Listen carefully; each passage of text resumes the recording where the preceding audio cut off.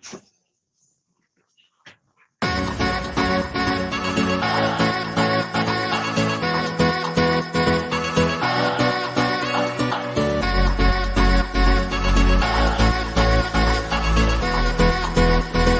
worst possible thing you could say when you walk into a car dealership. I spent 5 years with Mercedes-Benz, 5 with General Motors, and the worst thing a person could say when they walk in is, if you could just get me to this payment, we got a deal.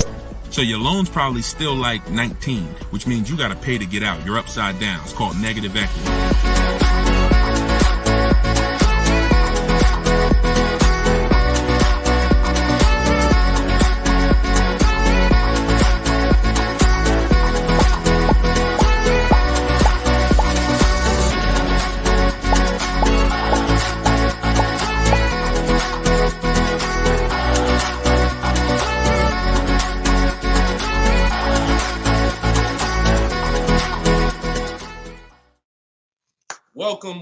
Welcome to episode 4 of Car Shopping Questions and Answers. We are live on 4 platforms: Instagram, YouTube, TikTok, and Facebook. Okay, we already got people asking questions on TikTok. As you come in, we do these shows at 12. Hold on, I want to give my camera time to focus because I'm doing a lot of moving. We do these live shows, it'll focus in 1 second, at 12 p.m. and 3 p.m. Eastern time. Hold on, I'm out of focus. There we go. 12 p.m. and 3 p.m. Eastern time. Now, we broadcast these shows throughout the day because a lot of people can't make the live broadcast. You want to tell your friends about it. If this is your first time with us, you've never been on a live with us before. Oh, wait, hold on. They're saying that hold on, can't hear. No sound. All right, hold on. Let's see. How about that? We're good on TikTok? Let me make sure we're good here on, give me a clear if we're clear on Facebook now. Give me a clear.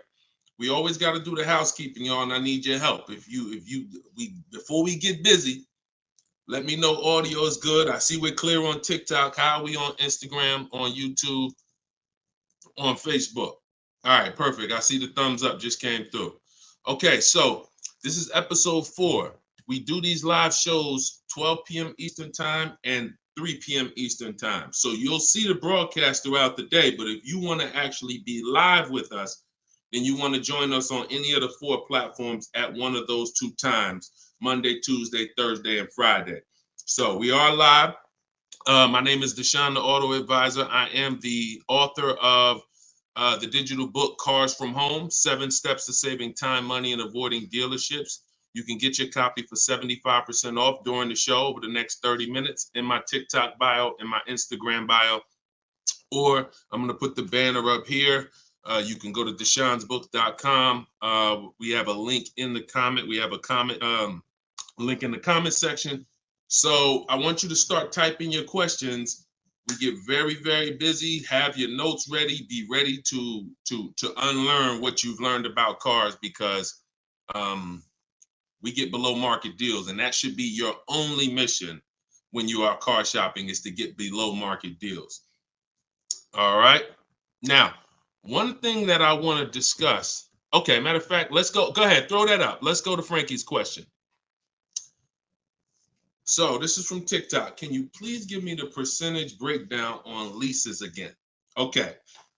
The 1% rule has been around since probably before I ever even got into the car business. The 1% rule says that if your lease payment is 1% of the MSRP, or less, you stole the car.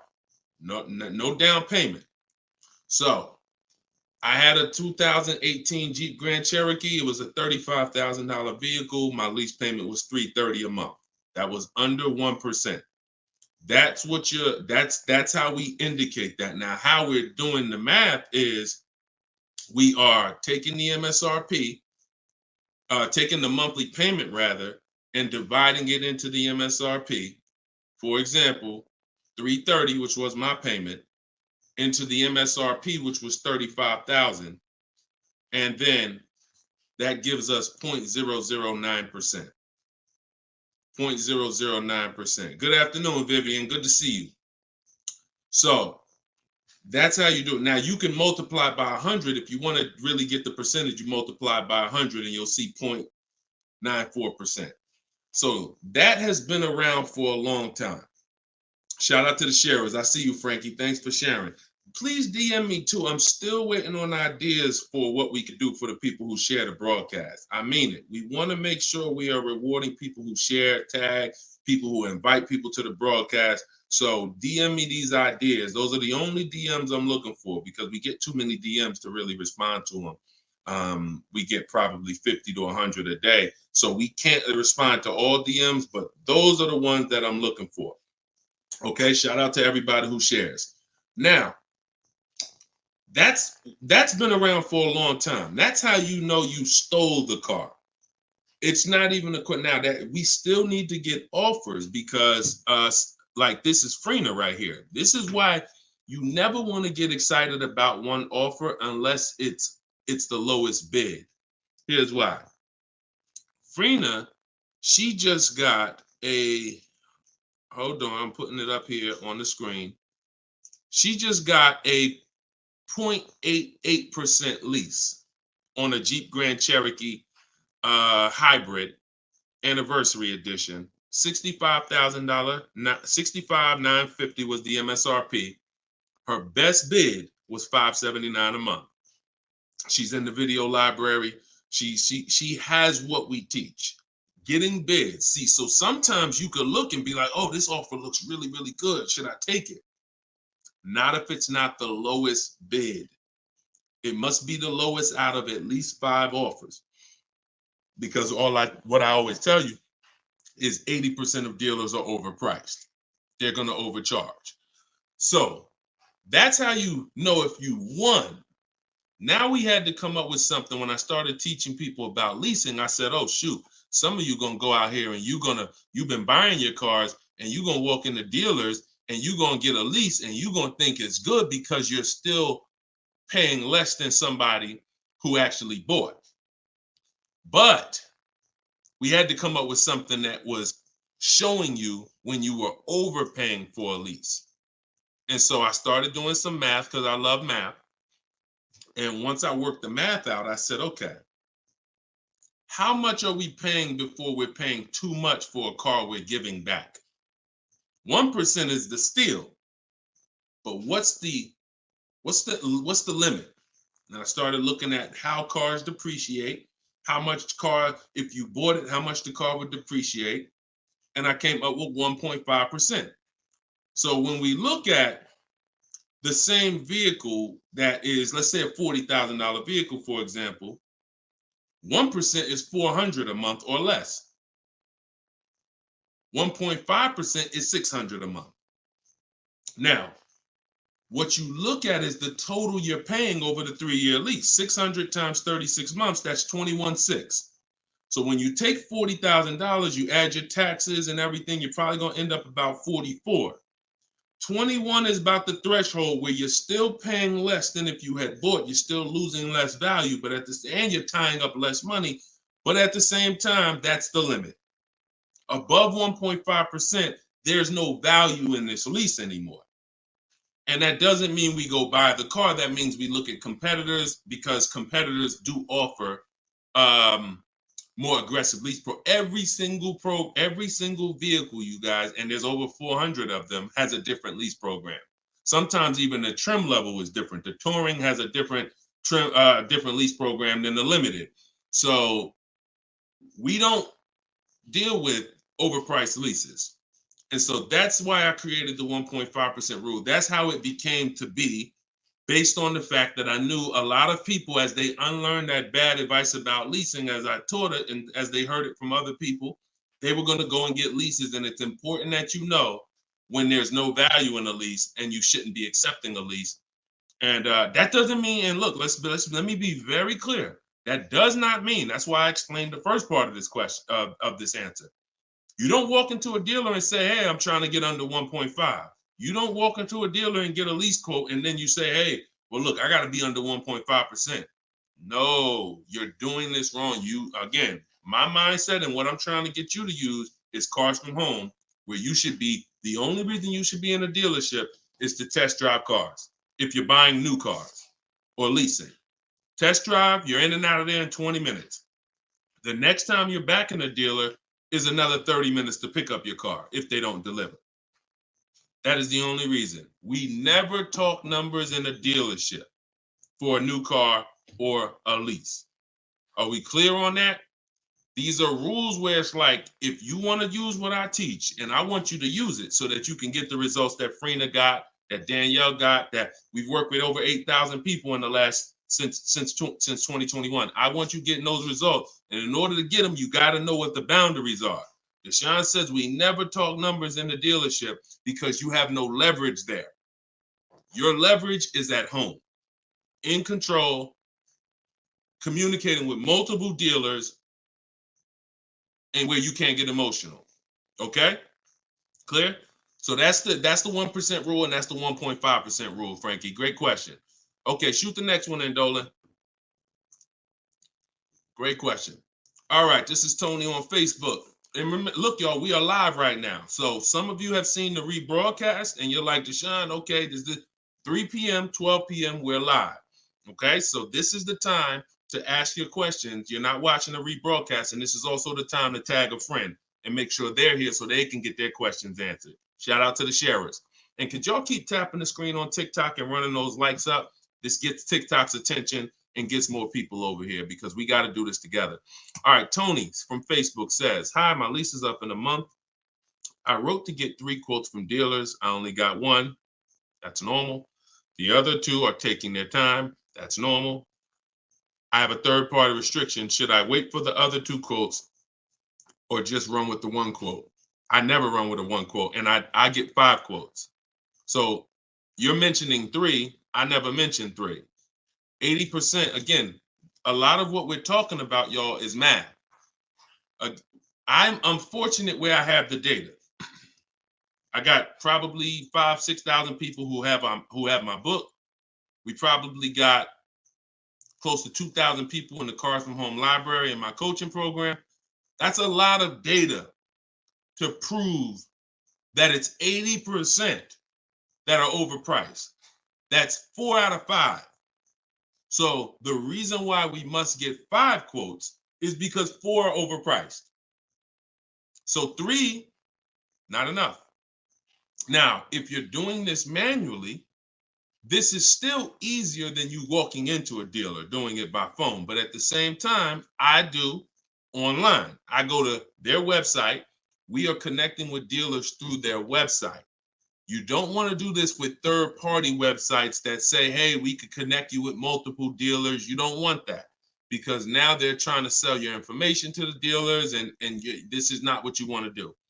You want to create a Gmail account specifically for shopping. We go to 25 dealers' websites. In my book, I link you to all the dealers so that you can just put in the zip code and then it'll pull up all the dealers around you for every brand. But you can do this yourself. You can go there and you can actually put that. You go to each dealer's websites. We do a copy and paste message. I have a template that I use that the people who follow my stuff use. And the template tells, you need to tell them exactly what you want and what you're open to. Colors wise, this is why we build our car. We always build our car, go to the website, build the car, because we tell them exactly what we want and what we're open to. This takes us 20 minutes to contact 25 dealers online, copy and paste. We're telling them what we're looking for. Hey, these are the colors I'm open to, blue, black, or silver. These are the trim levels I'm open to, limited or touring. We're telling them this is these are the package, these are my must-haves. I need the big sunroof. All of that has to go in to see, it's not that you're not car shopping online. You're just now you're car shopping against people who their job is to make money. And so if you don't have what I'm telling you I've responded to hundreds of internet requests when I work for the dealers. If you're here for the first time, type a 1. If this is your first time ever being on a broadcast with us, type a 1. I want you to know a little something about me. I was inside car dealers for 14 years, responding to these quotes. So the reason why I'm giving you the exact strategies is because I know there's so many things that you're not trained to give the dealership that they need. They can't give you a quote without it. They can't shop correctly, without it. Okay, shout out to the first time people. Could everybody type welcome to the first time people? If you've been on here before, type welcome to the first time people. Now, once you give them that information, you're copy and pasting that. Copy, paste, copy, paste, copy, paste. You're doing that with 25 dealers. And then that creates the conversation to see where the dealers are actually coming, where the deals are coming from. But you need to see who has a car first. You need to see who has a car first. So, oh, you're talking about selling the lease. Okay, you're earlier in the process. Understood, Tony. Okay, perfect. No, just talk to another used car manager. And you want to have conversations because one, your car is worth different things to different people. You need at least 3 for that. You're on point. Yes, 3 quotes for your lease buyout. For your old car from 3 different used car managers. And if the 2 are not getting back to you, then just move on to other ones. But be aware, you should be using those values you got online from the online buyers to see if you have equity, because not everyone has equity. The whole purpose of the equity assessment is to make sure you're not leaving any money on the table. That's the purpose. But there's no guarantee. Many people have turned their leases in not knowing that they should have done an equity assessment, and then the dealership sitting on $2,000, $3,000, $4,000, $5,000, $6,000 that they didn't know about. That's what we want to prevent. So if you do those offers and you see you have $3,000, $4,000 in equity, now that's when you bring it here. If you do those offers and you're at a break even or $1,000, then that's not always worth it, because those used car managers are not going to match the highest offer. So be aware of that. But if you have equity there, then yeah, 3 used car managers, that's how you make a move. Okay? Fight for your money. This is your money. If you end up making $1,500 out the deal even, and it took you 2 hours, where do you make $750 an hour at? $750 an hour. So this is your money. And if you don't fight for your money, someone else will definitely cash the check. All right? Tyler said, send the next one in. Tyler said, F&I director here in Houston of 2 large stores. Your content is great. I appreciate you, Tyler. This is the 20% right here. See, the 20% can always admit when we're doing something to help the market. The 80% will come on here and be like, oh man, this guy couldn't make it in the car business. Now he's teaching. All right, go ahead. Shoot the next one up, Dolan. This one's from Facebook. What's up, John? Instagram, y'all not typing enough questions. And Instagram, just so you know, the easiest platform to share on is Instagram, because you hit that little arrow, it looks like a paper plane, and it'll let you go down your Instagram friend list and send this broadcast out to probably 10, 15, 20 people. Okay? Don't cheat your friends. All right? Shout out to the sharers. John from Facebook says, is it hard to purchase with a charge-off on credit 3 years old? So everyone who has credit issues should be following Shonda Martin. She's on all the platforms, Road to 750 plus. And you should be working on getting your credit to the point where you can qualify for the best programs. And you don't need an 800 credit score to qualify for the best programs. You usually need close to 680, 690 will usually qualify you for most tier 1 leases. Now there are some cars that have super tier where you tier A1 plus, but that's not most leases. That's not your standard everyday cars that most of us are leasing or buying. So the question is, the answer is, if you don't need a car, then you should be working on your credit. If you need a car, then there's nothing you can do. You need to make a move. And so I recommend a company like Limbuzz. We're always going to give the dealer a chance to match or beat our offer. So whoever we end up buying our car from, some of you have been taught never let the dealer participate.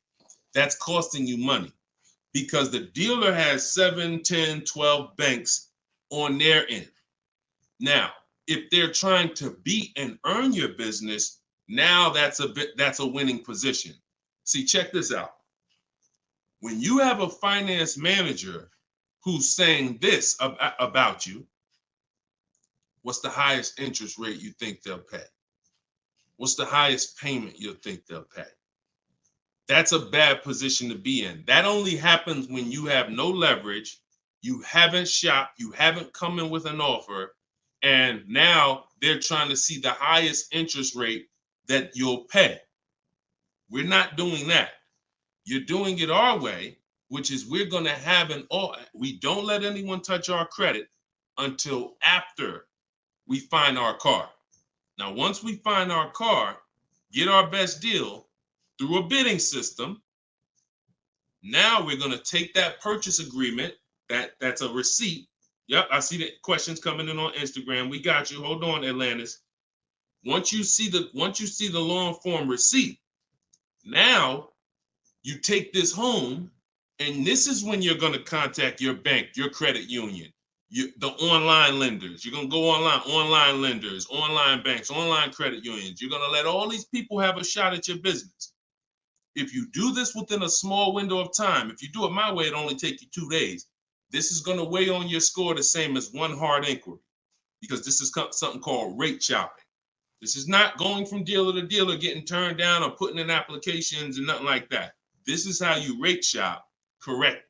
I call this the bank bidding war. When you get my book, I also send you the bank bidding war blueprint. It's going to be going into my book, but I need about another month to be able to combine it. But I send you the bank bidding war blueprint. Now, the bank bidding war is 3 rounds. First thing we're doing is seeing, is there any special interest rates that the car we're buying has? In your particular case, John, with credit challenges, you're not going to qualify for that. That's okay. But we need to check that. If there's 0%, 0.99%, that eliminates our need to do anything else with financing, because no one else is going to beat that. Second part of the round starts, there's 3 rounds to the bank bidding war. The second part comes after we find our car, and it's what I just broke down. When we come home, we let all these banks, these lenders, online credit unions run our credit, and so they're bidding and submitting us their loan offers. Now, the third round is the dealer. That's when we're going to call the dealer who we reserved the car with and say, hey, I got 6.29 from this bank. If you can beat it, I'll give you the business. Now, this is the big difference, you guys. When you have a finance manager who's trying to beat your offer, who's calling their banks and saying, hey, I need to get 5 point something because this person already has 6. That's leverage. When you start bidding, like I'm teaching you, like what's in my book, like what's in everything we do, in my videos, everything's a bid. You have the leverage. And there's no way for you to overpay when you are getting bids. So that finance manager calls you back, it's only going to be 1 or 2 answers. Hey, Stuart, man, listen, I tried my best, man. I reached out to every bank I got. No, I can't beat that rate, man. I appreciate the opportunity, but you can go with your own financing. In which case, you guarantee you got the best loan. Second thing is, hey, you know what? You had a good rate, man, but I got somebody to beat it. So we can do it right here for you. Perfect. In which case, you guarantee you got the best loan. See, you don't have enough people competing for your business. That's where your buyer's remorse is coming from. That's where your lack of confidence is coming from. That's why you're driving off from a dealer saying, hey, you think we could have got more money? You think we could have got another $1,000 off? That's all buyer's remorse because you don't have enough people competing. So I want you to stop that. I want you to use what I'm telling you to do.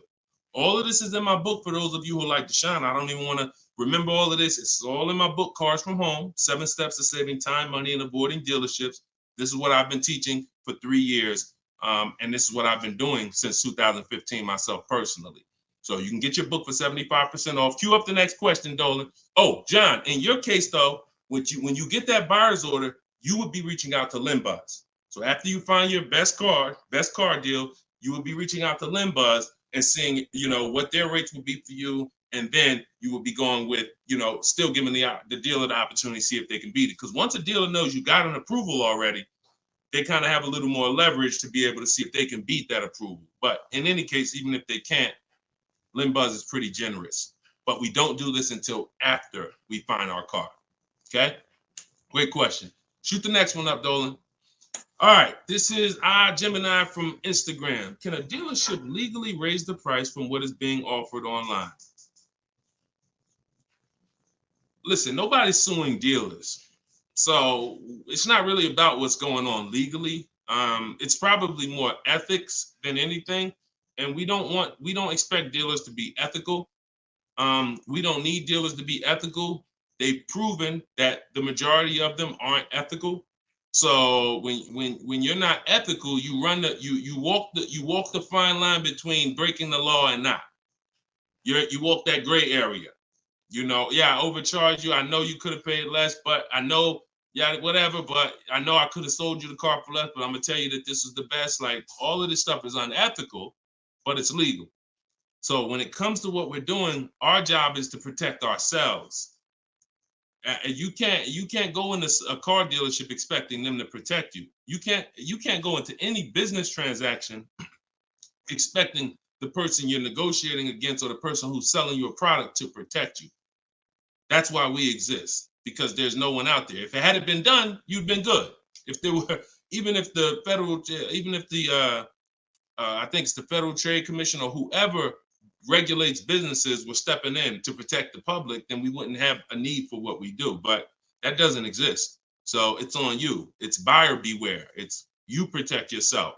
And so I provide the tools for everyone who wants to take action to protect themselves. All right? But no, we don't expect dealers to do anything other than what they've been doing. Go ahead, shoot the next question up. Let's roll. All right. Why shouldn't a person focus just on monthly payment, monthly car note? Okay, good question. Hold on. Let me make sure I can see Instagram. All right, so this one's from Instagram. Promise Tammy said, why shouldn't a person focus on just the monthly car note amount? So if we did a little math and you go, all right, if you walk into a dealer and you're looking at a $40,000 car and you say to the dealer, how much does that car cost a month? And they're smart. If they're trained, they're going to say, well, it's not really about the car payment right now. Do you like the car? And once you say, yeah, I like the car, let's get down to numbers, they're going to ask you, they're going to try to figure out what you could afford. Like, what's the most you could afford? Or I can't afford any more than $450 a month. Now, some of you know every $1,000, every $5,000 on the purchase price of a car is how much per month. Some of you know. I know we got a lot of new people on here, but for those of you who've been tapped in with us, how much is every $5,000 on a car loan? So, and the reason why I give you guys this parameter is so when you look at that $40,000 car, thank you, Frankie, got it. You should automatically know every $5,000 is about $100 a month. Yep, you got it, Michael. All right, I see you. We got people tapping on every platform. Good job, Carmelo. So the reason why, see, those of you who focus on just the car payment, you are some of the people who the 80% of dealers are going to manipulate the most and make the most money on. Because when you come in, if you don't realize that $40,000 car is in no way close to $450 a month, now you have someone who's going to try to manipulate the loan to make that car $450 a month somehow. Now, it's usually going to end with you having a super long loan. So I've had people come to me years ago, friends that would say, Deshone, what you think about this deal? I say, man, let me look at the paperwork. And I see, man, you know the loan is 96 months? Nah, man, I didn't even know that. Yeah, the loan is 96 months. What is that, 8 years? 84 months is 7 years, 96 months is 8 years. So you're out the door at an 8-year loan. Now, I'm not gonna assume you know why that's bad. So I'll say that an 8-year loan leads to too much interest, and it's what it is, because if they got you an 8-year loan, it's certainly at a high interest rate, because banks know that those loans, people who need 8-year loans are risky. People who need 8-year loans, they got to protect themselves, because typically the car may have problems in the long run. When you go down, see, the whole point with a shorter loan, 5-6 years, some people want to be conservative, you take 4 years, but you want that car paid off by the time maintenance comes, by the time repairs start being needed, because cars need repairs every now and then.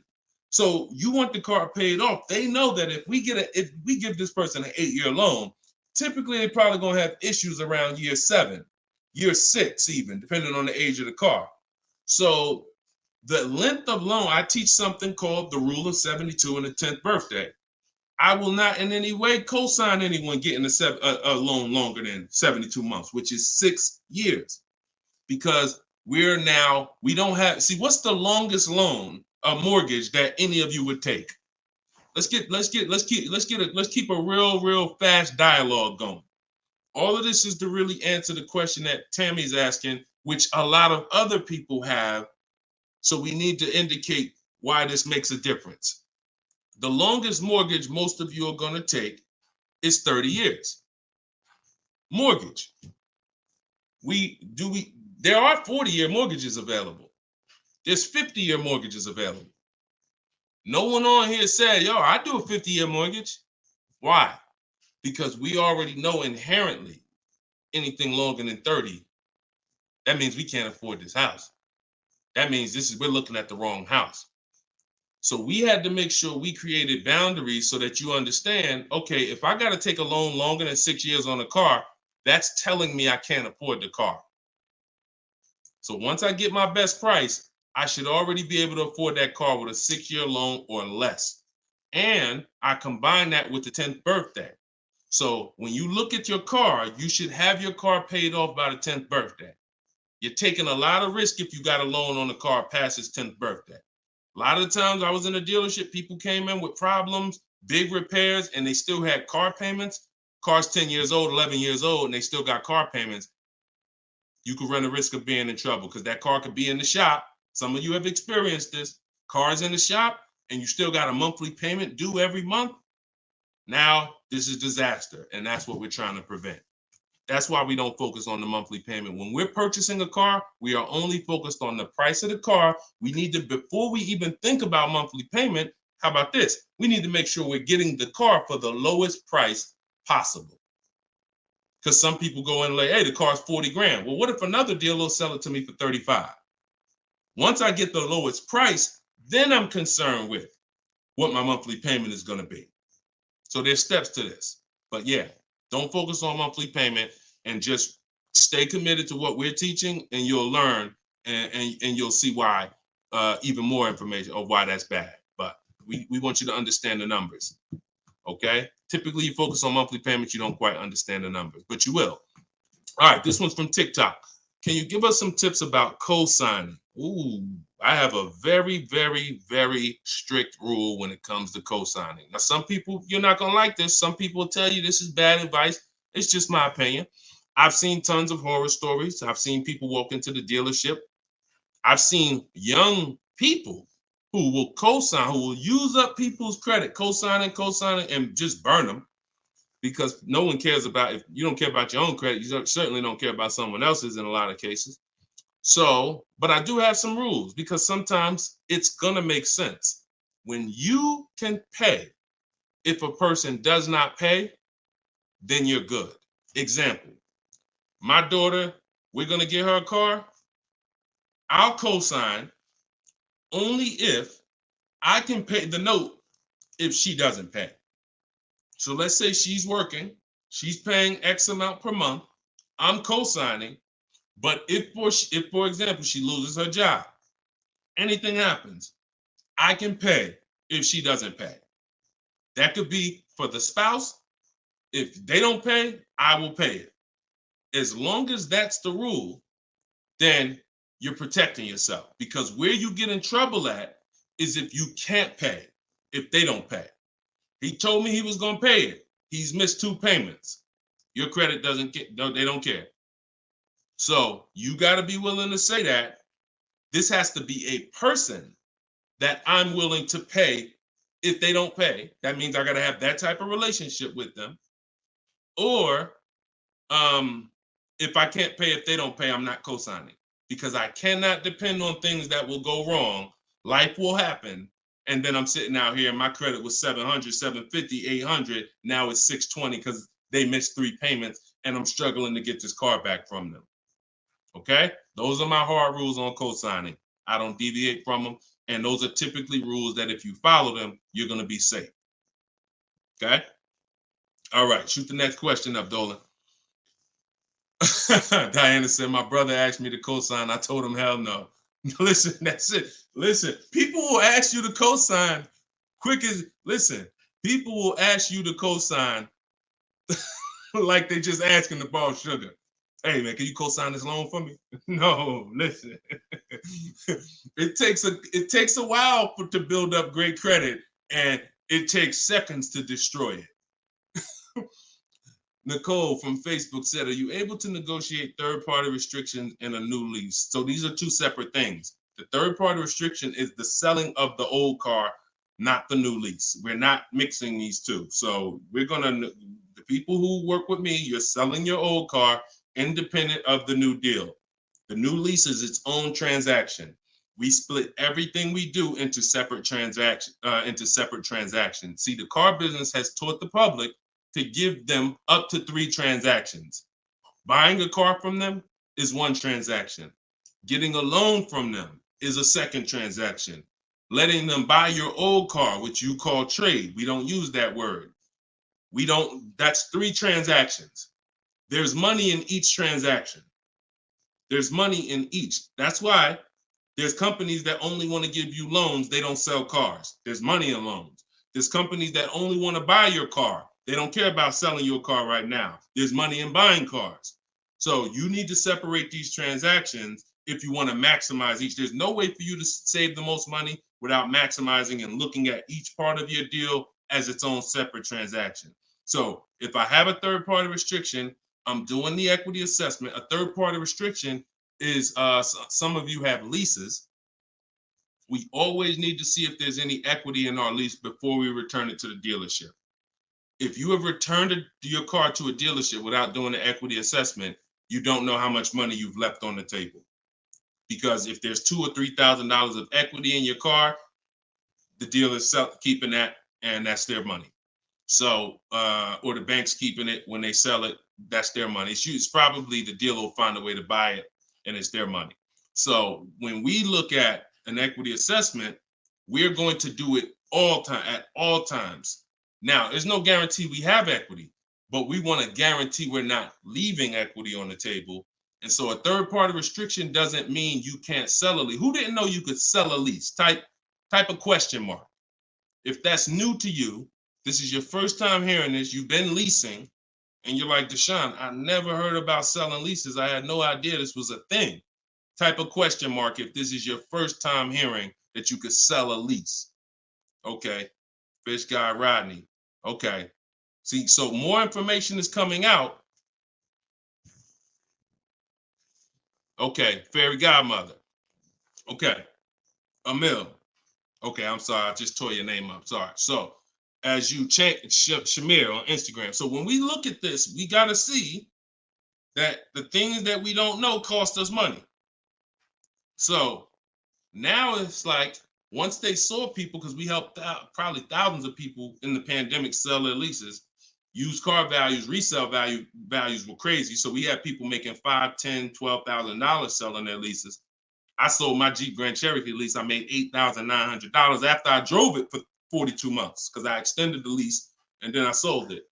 My mother, she drove her car. She made $10,200. Now those numbers don't exist anymore because values have come back down. But there's still people who are going to make 3, going to make 2, going to make 4, depending on your car. Now every car doesn't have equity, but when it comes to the third-party restriction, they don't say you can't sell. They limit who you can sell to. You must sell to a local used car dealer. To a local dealer of the same brand. So if you have an Audi, you must sell to an Audi dealer. we are still going to get bids. We're going to get at least 3 bids from used car managers at Audi dealers, because your car is not worth the same thing to every dealership. Your car may be worth 19 to this dealer, 19.8 to this dealer, 21 to this dealer, which is why we must get bids. Y'all gonna hear me say that word. Your favorite word, if you stick around and you use what I'm teaching, when you start mastering my strategies, your favorite words are gonna be bids, multiple offers, because that's how we save all the money. So okay, so that has to be handled, Nicole, separately. The selling of your car, the who I'm gonna sell that car to, you find that person first. Then you go shop for your replacement car. And then once you go sign that deal, you sell the car, you do it the same day, and you maximize both transactions. Okay? And all of this, guys, shouldn't take you any more than 90 minutes. This is not something that's going to take you hours. See, my whole thing is to show you how to get great deals in 60, 90 minutes from home. That's why my book is called Cars from Home: 7 Steps to Saving Time, Money, and Avoiding Dealerships. You can all get a copy for 75% off for the next 30 minutes. Just go to my TikTok bio. You won't leave the broadcast. Grab your copy before that timer hits 0. The price goes back up to $97. Or you can go to my Instagram bio, or click it if you're on Facebook or YouTube. Go to the comment section and you'll see a link to deshonsbook.com and grab your copy for 75% off before the timer expires. All right, go ahead, Dolan. Shoot the next question out. Should I feel bad if I get 1.3? I'd only feel bad if I got 1.3 and if it was my only offer. If it was my only offer, or if I only got 2 offers, then yes, because I'm going to tell you why. I'm going to show you something. When I look at what I see, hold on. Okay, hold on. We saw Freener. Some of you saw Freener. That's 0.88. That's just ridiculous. 0.88. But look, Charles, he gets a Palisade. He's paying $48,000 vehicle. His best offer was $597 a month, 1.23. Now look at and sometimes people who are getting phenomenal, who are looking at cars that are super, super popular, they'll go a little further, and he reached out to 35 dealers. Now I want you to pay attention. Some of you, the average person only shops 2 dealers. My strategy is I teach 25 to 5. But once you see my copy and paste system, which is in my book, I have a copy and paste system where we're on their website. You'll see that I could talk to another 10 dealers. It only take me 10 minutes to open up contact with another 10 dealers. We always use a separate email. Do not contact dealers from your personal email. I'm warning y'all. It's not going to work. You're trying to go through your work email, and then you got your personal stuff, and then you're seeing the car dealers. Don't do it. Create a separate Google email, and that's how we do it. So he said, I reached out to 3,500 dealers, got 10 quotes back. So that $597 a month, 1.23 is the best out of 10. So so I always tell you, when you do it right, you're going to see offers that are $150 to $200 a month more.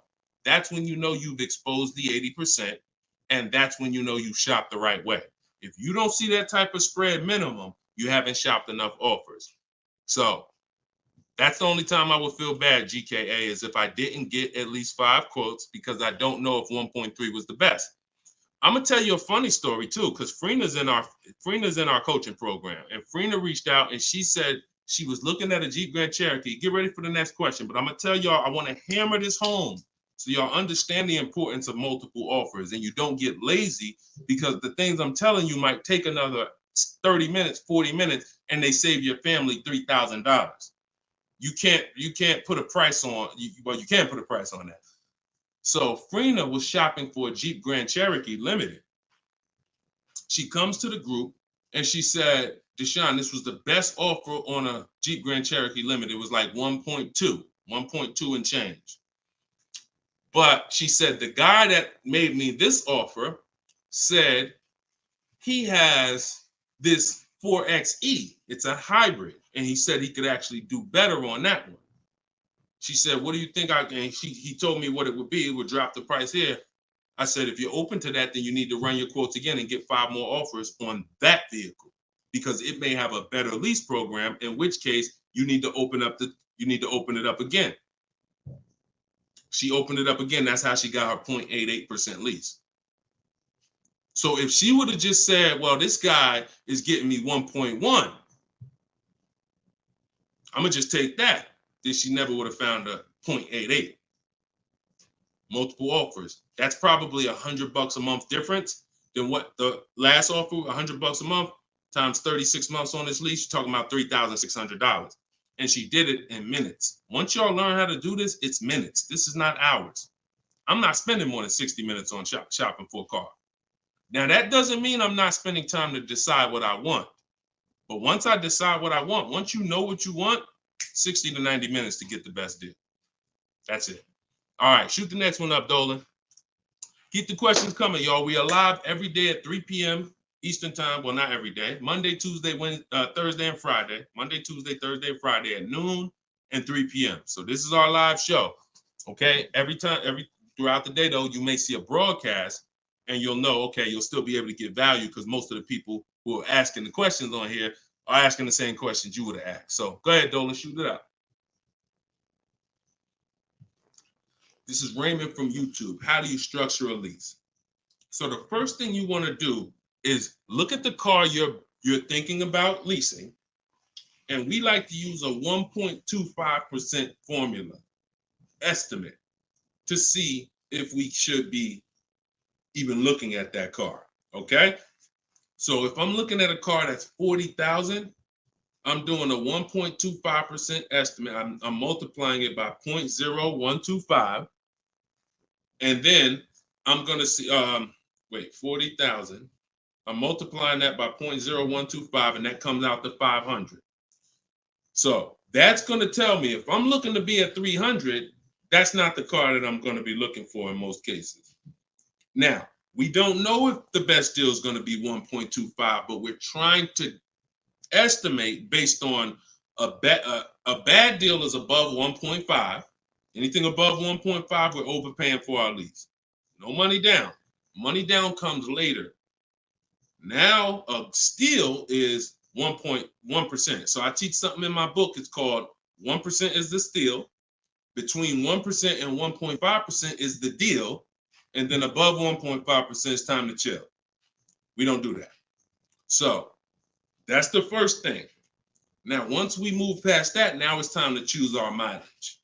So we're going to look at our lifestyle. We're going to see how much we drive to work, how much we're going to be driving the car. And once we come up with that, you're just doing some simple calculations. What's your round trip to work? 10 miles. How many days a week? 5 days. Okay, that's 500 miles a month. That's if you do the math. Let's say your trip to work is 20 miles round trip, and you do that 5 days a week. You're doing 100 miles a week to work. Times 52 weeks of the year, that's 5,200 miles. So I walk you through this in my book, but this is simple. 5,200 miles, and then you say, okay, well, I like to do a little leisure. I like to take a little trip down here. I go fishing, 1,000 miles away, blah, blah, blah, blah. So you're calculating what you're going to do. The easiest way to do it is to look at your old car and see what you've done. But if you don't have an old car, this is how you calculate it. You come up with, all right, I only need about 9,000 miles a year. Perfect. All of our leases, we shop our offers with 12,000 miles a year. That's your average miles. That's what we want to base our formula from. So whenever we reach out to a dealer, we do this online. As I said, everything we do is online. Once we do this, we're shopping multiple dealers, and we're telling them, work us up a lease quote. First month's payment, total out of pocket. If you were on the last show earlier, we talked about we don't say down payment anymore. We say total out of pocket, TOP. Everybody who's clear on TOP, if you were on the last broadcast, type TOP. If you weren't, TOP is total out of pocket. That means only thing I'm giving you for this offer right now is my first lease payment, and I'm driving off. Total out of pocket. We're not saying down payments anymore.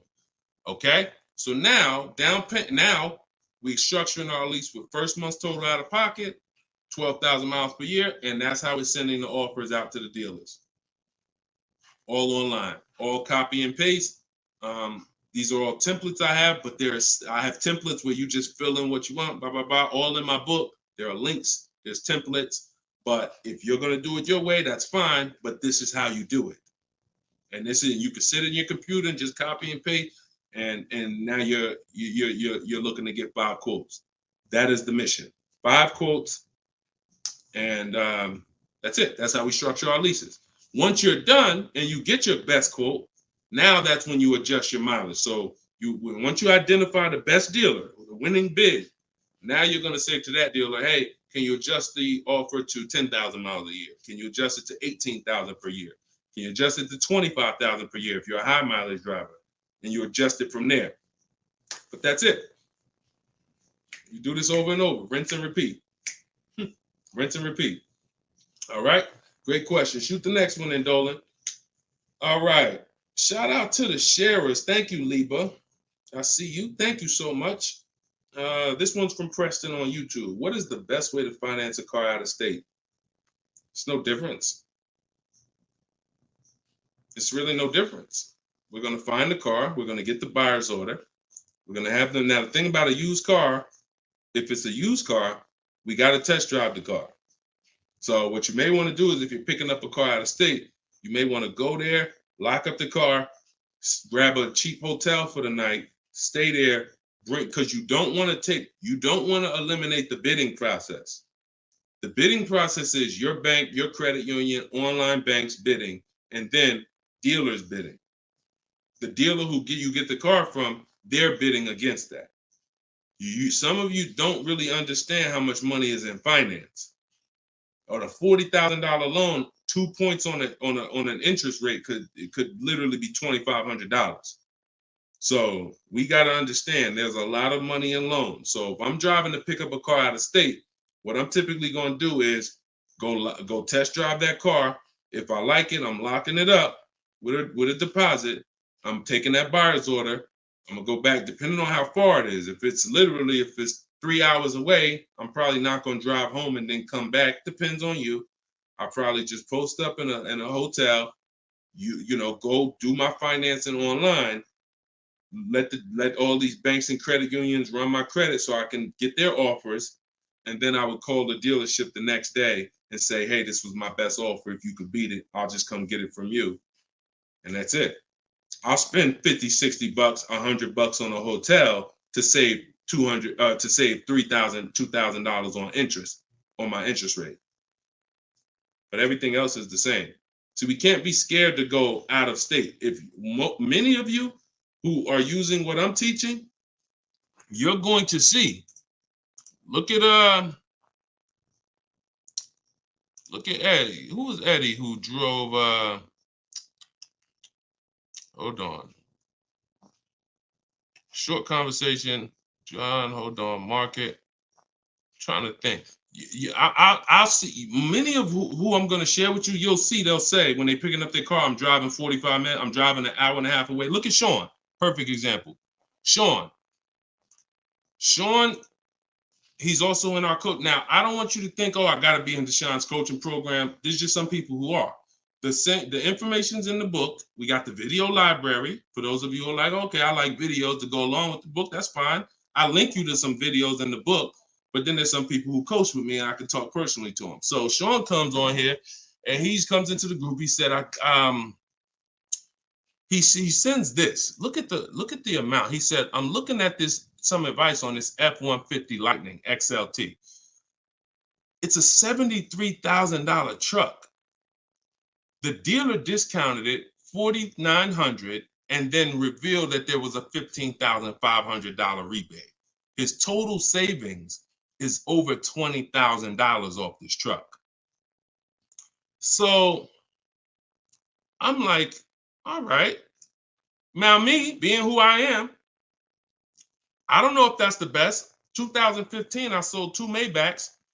They had $20,000 rebates on them. So we don't know if this is the best. I haven't seen, this is what I said to him. I haven't seen the other offers yet, but I'm assuming you got at least 5. You're saving over $20,000 on this with this discount and rebate, but the only way to know is to compare to the other offers. See, I'm not going to get excited about this deal until he tells me what I'm about to read to you. That's when we get excited. He said, guess I could have put a little more info on here. Yes, I got about 15 quotes. You see the difference? This is what I want you to get. BK Dollar, this is what I want you to get. Liba, this is what I want you to get. Everybody watching, the money is in multiple offers. The reason why you're not saving, you're just not getting enough offers. So he says, I ended up expanding my search to 150 miles outside my area to find this deal. He said, I couldn't find, watch this, I couldn't find anything under MSRP in that first search. So think about how I'm telling you, the local dealers know when they see your zip code, they know, okay, some of them, all right, we don't have to do too aggressive. But those dealers that are an hour and a half away, when they see your inquiry, they're like, oh, listen, this is a person we never would have saw before. What is it going to hurt us to blow this truck out? And we take a deal from one of our competitors' markets. We'd love to see our license plate frame over in their market. That's how we win. So he ends up saving over $20,000, and he doesn't mind driving 150 miles to go get that truck. Why? Because every mile he drives is dollars he's picking up. We clear on that? We clear? If you're clear on the importance of multiple offers, type clear. All right, shoot the next one up, Dolan.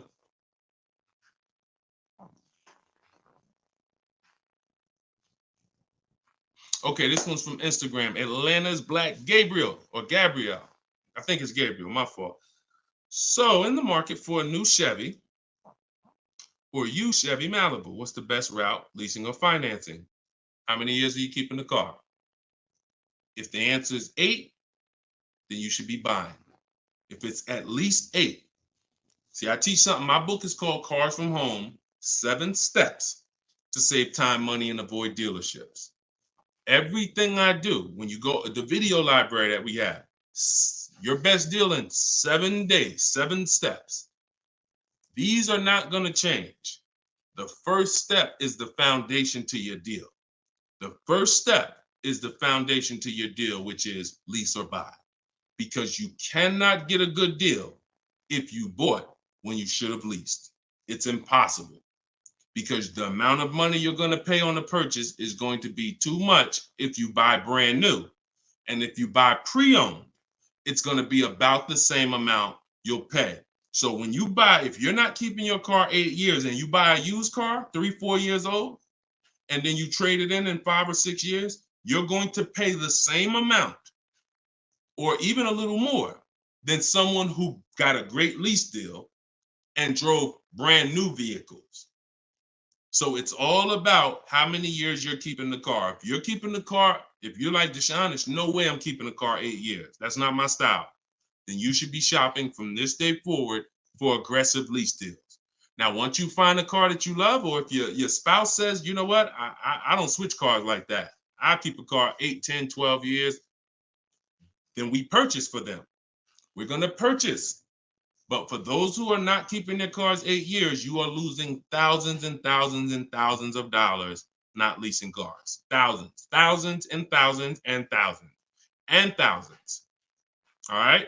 That's the 8-year rule. It's the most important question. It's the first thing you ask when you are car shopping and you're ready to car shop. How many years am I keeping this car? 8 or less, we lease. Less than 8, we lease. More than 8, we buy. That's how we avoid the depreciation. So go ahead. It's a hard rule. You want a follow-up question to that, or anybody want to? Because I know some of you are like, Deshone, I was taught never lease. Whatever. You want to follow up to that question? That's perfectly fine. But that's the rule. And it's the rule based on money. I've seen thousands of scenarios, and I spend years and all my time shouting from the hills so people could understand how much money they're losing by not getting good lease deals or not leasing at all. Okay, go ahead, shoot the next one up, Dolan. Okay, this one's from TikTok. All right, Peyton. Do dealerships finance used cars too? Yeah, sure. Absolutely. But we don't finance, dealers are our last offer for financing, never our first. So what you should do is you should go watch the replay from earlier, episode 3. This is episode 4 of Car Shopping Questions and Answers. We do these lives Monday, Tuesday, Thursday, and Friday 12 p.m. Eastern time and 3 p.m. Eastern time. For those of you who are like, because I want you to be able to tell your friends. Today, some of you are going to run into people who are car shopping. You need to be telling them, hey, you got to check this guy, Deshone the Auto Advisor. He does this show, live show, 12 o'clock, 3 o'clock, Monday, Tuesday, Thursday, and Friday. But you want to watch episode 3 where we went into detail about how we don't find it. In fact, early, I think we talked about it early on this episode. Your financing should be independent from the dealer. The dealer should be your last offer for financing. Because what you're asking for, that's 2 transactions. You're giving them 2 transactions of business. You're giving them the purchase of a car, and then you're giving them the selling you of your loan. So what we do is we separate these transactions and we get bids for each. So the only way I'm dealing with a dealer, the only way you're going to be dealing with a dealer is if they've won the bid, which means if I'm looking for a used car, you won the bid out of all the used cars. Like, all right, give you an example. This is Vincent. Vincent got a 3-year-old Lincoln Corsair, premium trim level, under 45,000 miles, clean Carfax, inspection, all from the comfort of home. I'm reading what he put in our group. He was targeting to find a discount of 30 to 35% from the MSRP. This is something that no one is teaching you guys about what you need when you're purchasing a used car. If you're going to be purchasing a used car in the future, or your next car, or if you bought a used car in the past, type the letter U. Type the letter U. If you're going to be purchasing a used car, or if you have purchased a used car in the past, I'm about to give you something that you have never heard before, but it is no way for you to know you got a great deal until you start talking the way Brandon talks here. You notice he said 30, he was targeting to find something 30 to 35% from the MSRP. In order for us to know, I see you, Shelby. I see you, Emma. I see you, Katarina. I see you, Raymond. Okay, perfect. Atlanta's Black Gate. All right, a lot of people. Okay, so when you are shopping for a used car, let me tell you a story, give you an example, all right? So I was shopping for my pre-owned Infiniti truck 3 months, a little over a year ago.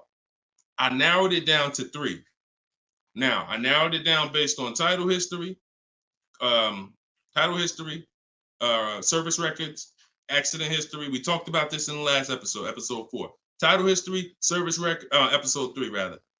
You can see it on YouTube. And if you're on YouTube, please make sure you subscribe and please hit the like button. It matters because that shows the algorithm that we talking business over here, that more people need to be here.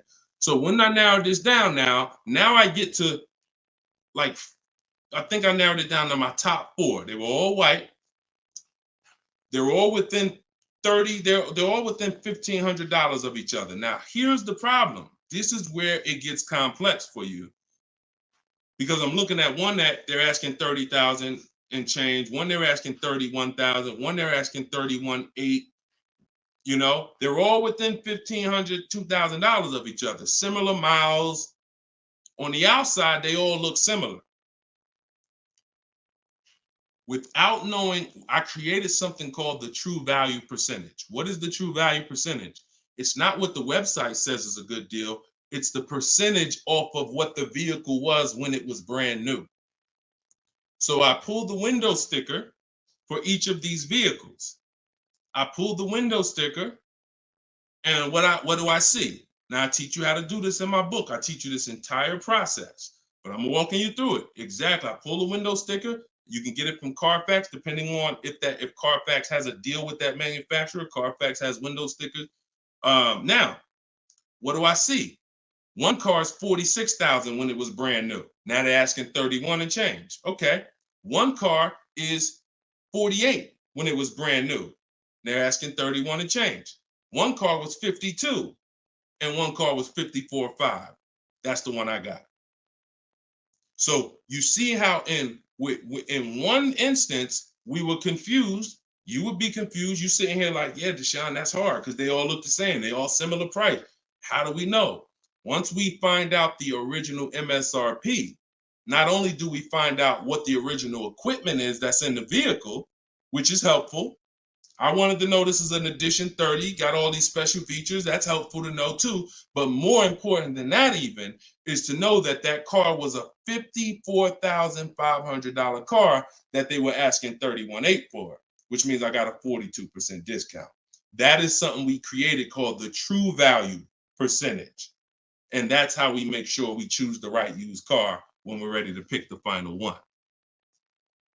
This is what we do here, y'all. If you this is why, like, this is why we've been blessed, because God knows we're giving you the information you need to win with. So all of this is in my new book, Cars from Home, 7 Steps to Saving Time, Money, and Avoiding Dealerships. If you want it all in one place, you can watch the show. You can watch my free social media videos. I got hundreds of them. Or you can say, Deshone, I'm going to get this it's 75% off in my TikTok bio. It's normally $97, but you can get yours for 75% off.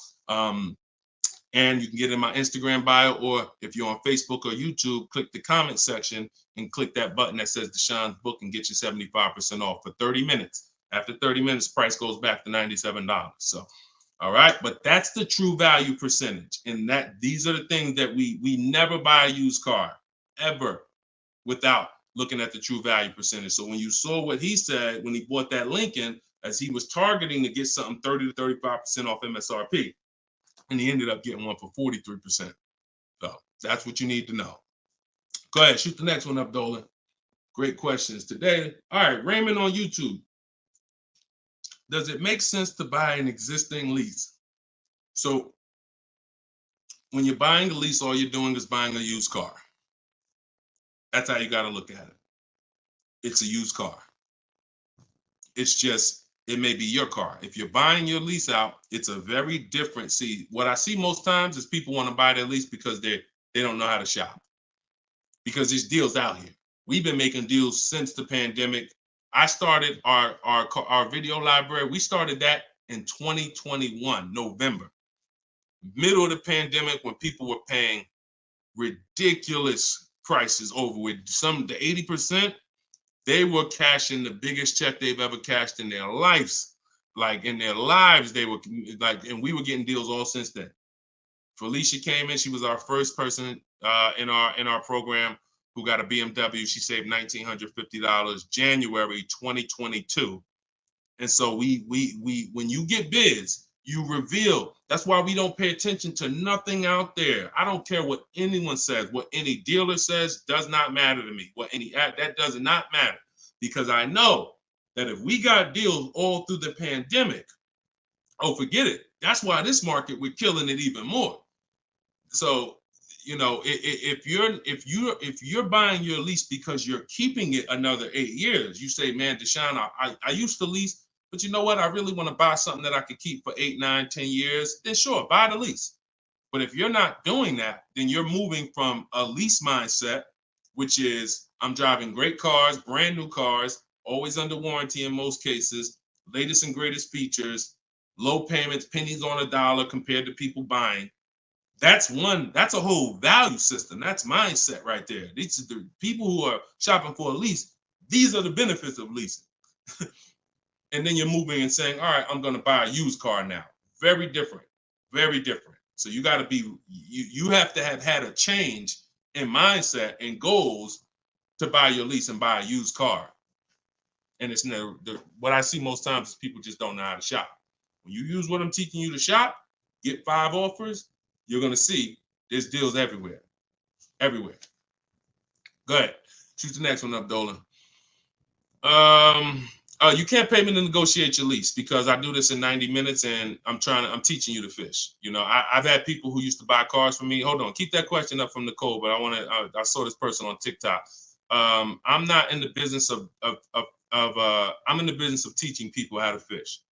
So, you know, because what happens is you're building a trust in something. Like if you're not willing to learn what it takes to do this in 90 minutes from home, like I'm teaching you, then you are the same type of person. That same mindset will lead you to go into dealers because you're just lazy and scared. Now, I'm not saying that's you.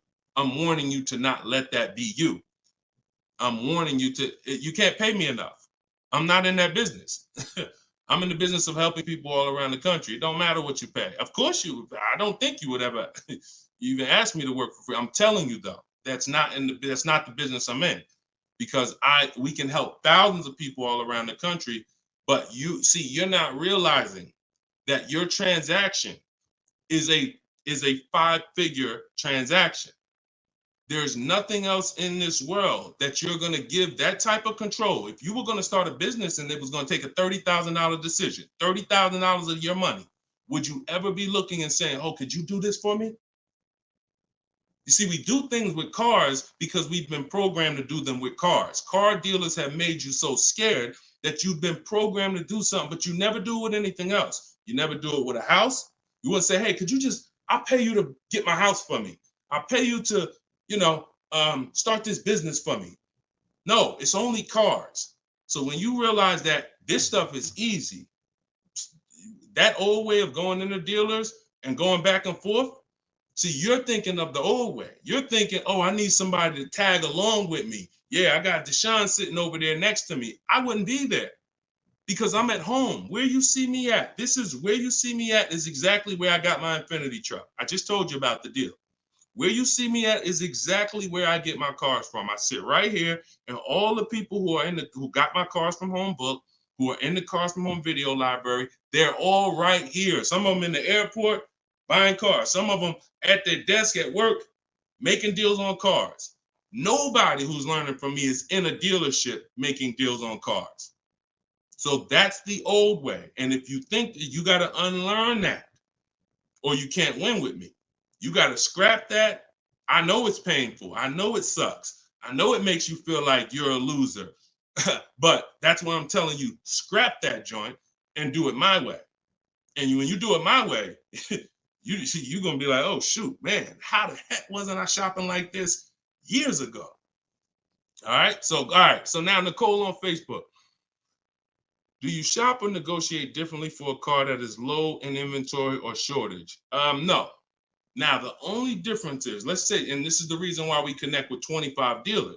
See, in my book, I said we use the 25 to 5. We got to connect with 25 dealers. This takes us 20 minutes because we're using a copy and paste system. So if you're going to all of these Chevrolet websites and copy and pasting in their contact box, copy and paste, copy and paste, copy and paste. Now, what you're doing is you're shopping out of all those dealers' inventories. So if you only do this with 4 dealers, then you only see one dealer who has a car. And they're like, oh, well, we it doesn't seem like it's a lot of these cars out here. That's why we're connecting with 25. You saw Sean, he connected with 35. And so when we connect with these dealers, we're not just doing it to get bids. That's one reason. But we also know out of all these 25 dealers, probably 10 of them have a car that matches what I would want. And then I'm going to get 5 to 7 offers. So now let's just say we're at a mid period where the 2024s are sold out and the 2025 hasn't come in yet. Now what's going to happen is all of those dealers out of the 25, maybe 2 of them have a car, and they're going to tell you, you know what, you really need to order it. That's not because it's a low inventory. That's because you're usually in between model years, and the old one has sold out, and the new ones, they're waiting for it to come in.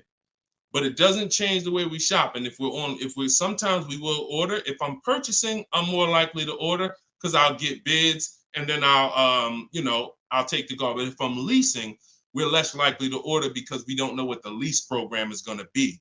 See, I could get a dealer that discounts the car for me $3,000.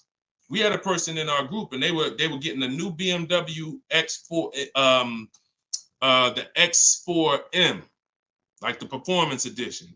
We had a dealer, their best bid, the dealer was taking off $3,000 off MSRP. So, but the lease program is what we didn't know. And once the car came and they put the lease program on it, we saw that it was over 1.5%. So even at that discount, wow, we saved $3,000. Now, if she was purchasing it, that's a win. $3,000 off, beat everybody else. So I don't mind ordering if I'm purchasing. But on a lease, I'm less likely to order because I don't know what the lease program is going to be until the car gets here. Okay, but yeah, that the process doesn't change. It just we have little caveats based on on low inventory. Okay, process is the same. Nothing changes our 7-step process. Nothing. All right, go ahead, Dolan. Shoot the next one up. All right, great questions today. We got Jermaine, Facebook. So how do you transition out of a finance into a lease? Instagram, y'all not asking a lot of questions to. All right, hold on. Get blooming chosen one. All right, hold on. All right, Jermaine from Facebook says, how do you transition out of a finance to a lease? All right, perfect. So now what I like about this question, Jermaine, is you've already answered the most important question, which is how many years am I keeping the next car? That's step one in our 7-step system. You've already answered that because you've determined I should be leasing. Now the next step is equity assessment. Equity assessment. Call the bank. You don't have to worry about third-party restrictions or nothing because you're not leasing. I mean, you're not coming out of a lease, rather. So you're going to call your bank, get your payoff. You're going to take 20 minutes, go on CarMax, Driveway, Carvana, Kelly's Blue Book Instant Cash Offer, AutoNation Sell My Car, Car Guru Sell My Car. Get those 6 offers. That's going to tell you if you have equity, break even, or if you have negative equity. That's your next step. Don't do anything else until you do that. Okay? See, we always have to account for our current asset before we start moving forward. What happens if he has $3,000 in equity? That means he has $3,000. He could either apply towards his next deal, or he could put that money in his bank account and, maybe he leases the next car with no money out of pocket. So equity assessment always comes, even before we budget, before we plan our mileage, before we do anything, equity assessment is what we do. All right? All right, shoot that next one up. Shoot that one up from Instagram if you got it, Dolan. It might have took you a minute, but because we got it's comments from everywhere, y'all. No matter. Okay, here we go. For your calculator, why doesn't it negotiate to the lowest offer? My calculator is the best. My calculator is the best thing that exists because it takes all the offers you get. By the way, y'all, what she's talking about. And you got to be specific because I do have multiple calculators that I've created in my book, multiple softwares where you plug in stuff and it spits out so one of the calculators that I have is the counter offer calculator. So we never accept a deal until we send a counter. So what we do is we take the counters. We take all the offers we get, we plug them into my calculator. Whether it's a lease or whether it's several types. One is for leasing, one is for cash purchases and financing. Now, when you're financing, you're always getting your deals with tax and everything included, all in. So what it does is it takes all the offers, you plug them in, and then it spits out which one is the best, and it counters everyone based on the best offer. So let's just say a dealer says, I'm going to do a 1.1% lease. And then this dealer says 1.2, this dealer says 1.3, 1.5. It's not countering all the high offers based on their high offers. It's countering all the offers based on the lowest offer. Because if the 1.1% lease was presented to us, that means any of the dealer could have did it. So now we're calling out the 80% and letting them know that if this dealer offered me 1.1%, then you all could have done it too. You're just choosing not to do it, in which case that's what the 80% do. So we counter every single one. We even counter the lowest one. And some people in the group will say, Deshone, man, this dealer is the lowest, man. Should I be countering them for another $50 less? I say you must counter. Because you don't know if there's another $10, $50, $20. If you don't counter until a person tells you there's no more room, even if they're the lowest, that's not the best deal. So sometimes you counter the lowest offer, and the lowest offer will be like, listen, man, I gave you my best shot. I got nothing else. We know they're telling the truth because we got 4 or 5 other offers that are much higher than that. Sometimes they'll be like, listen, I can't do that $50. I'll get you another $10. That's the best I got. We know they're telling the truth because all the other offers are a whole lot higher. So that's the way the counter offer calculator works. It's gold. It's gold. So all right, we had an hour and 19 minutes. We try to keep these broadcasts about an hour and 15. Every now and then we go a little over, but listen, y'all, we are live Monday, Tuesday, Thursday, and Friday 12 p.m. Mark your calendars. 12 p.m. Eastern time, 3 p.m. Eastern time. I'm hoping to, in the next couple of days, have a link in my bios so that people will be able to actually go to our calendar, put a reminder, but you know it. 12 p.m. Eastern time, 3 p.m. Eastern time, Monday, Tuesday, Thursday, and Friday. And this whole broadcast is sponsored by, if you just jumped on, I'm the creator. I'm the author of the book, the digital book, Cars from Home, 7 Steps to Saving Time, Money, and Avoiding Dealerships. You can get it for 75% off. It's normally $97. But if you, as long as you get there before the timer hits 0, you can get it for $24 in my TikTok bio, in my Instagram bio, or you could go to deshonsbook.com in the comment section on YouTube or Facebook. Get your copy for 75% off. I'm also the creator of the Cars from Home video library, and I've coached over probably 1,500 people now since 2021. So we've been doing this. Everything I'm teaching you is proven. And I'm going to tell you, just like I tell my coaching students, when you get my book, see, I don't do questions and answers for my book, y'all. See, there's people who DM me. First of all, I don't even see DMs. The reason why I can't do question and answers because there's no other author that does it. So I make myself available probably more than anybody. But when you buy the book, trust the process. If you don't see me say do it, don't do it. Do everything I say do. I tell everybody, even if they're in my coaching programs, you must trust the process that I'm giving you, and you got to unlearn your old process. Don't even think about your old process. Use my process, and I'll lead you to where you want to be at. Guaranteed. All right, so get your copy. I will see y'all all on the next broadcast. Tell your friends. Welcome to the new followers. Welcome to the new subscribers on YouTube. I appreciate y'all. We'll be back for episode 5. God bless you.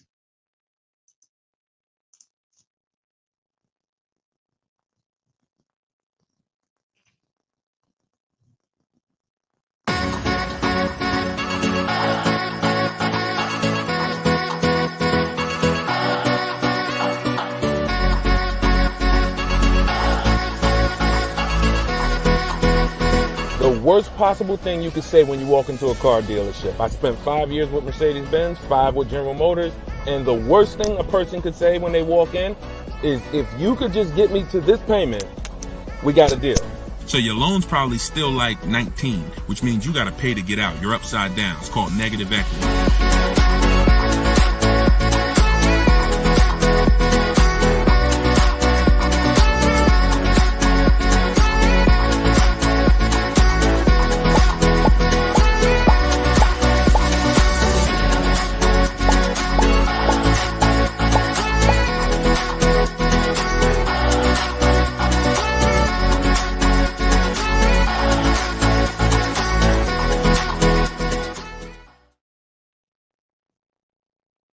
What's going on? What's going on? Welcome everybody to Wednesday, 12 noon car shopping Q&A. This is episode 5. We do these live shows 12 p.m. We're not going to usually be doing Wednesday, but I said, you know what? Let's throw in a special 12 p.m. Wednesday. So we are actually live. I know some of you may watch the broadcast because we do rebroadcast these lives, but this is actually live, and we're going to be talking and taking questions right now. So as you come in, if you could hit the share button and tag a friend. I'm just getting us up on TikTok right now. I got to make sure I keep people out who are under 18. So come on in. I'm going to share this. If you don't know me, if this is your first time seeing a show with me, type the number 1. Type the number 1 if this is your first time. Welcome back to people who have been here with us in the past or on previous shows. My name is Deshone the Auto Advisor. I spent 14 years in the car business, 5 years with Mercedes, 5 years with General Motors. And now what I do is I show people who want to learn how to car shop from home and how to save more money from home than they're ever going to save in a dealership. So I'm the author of the book, the digital book, Cars from Home, 7 Steps to Saving Time, Money, and Avoiding Dealerships. And I'm also the creator of the Cars from Home video library, which is a step-by-step video platform. But anyone who's on here for the next 30 minutes, you can get a copy of my new book, Cars from Home, in my TikTok bio at 75% off. It's normally $97, but for 30 minutes, you can get it in my TikTok bio for 75% off, Instagram bio for 75% off. or you can go to deshonsbook.com in the Facebook comments or in the YouTube comments. But let's get busy. Get your copy for 75% on everything I'm going to be talking about on this show. Once again, this is live. It's Wednesday. This is a 12 p.m. noon show. So for those of you who may have seen the broadcast, this is actually live. So we can start typing our questions in.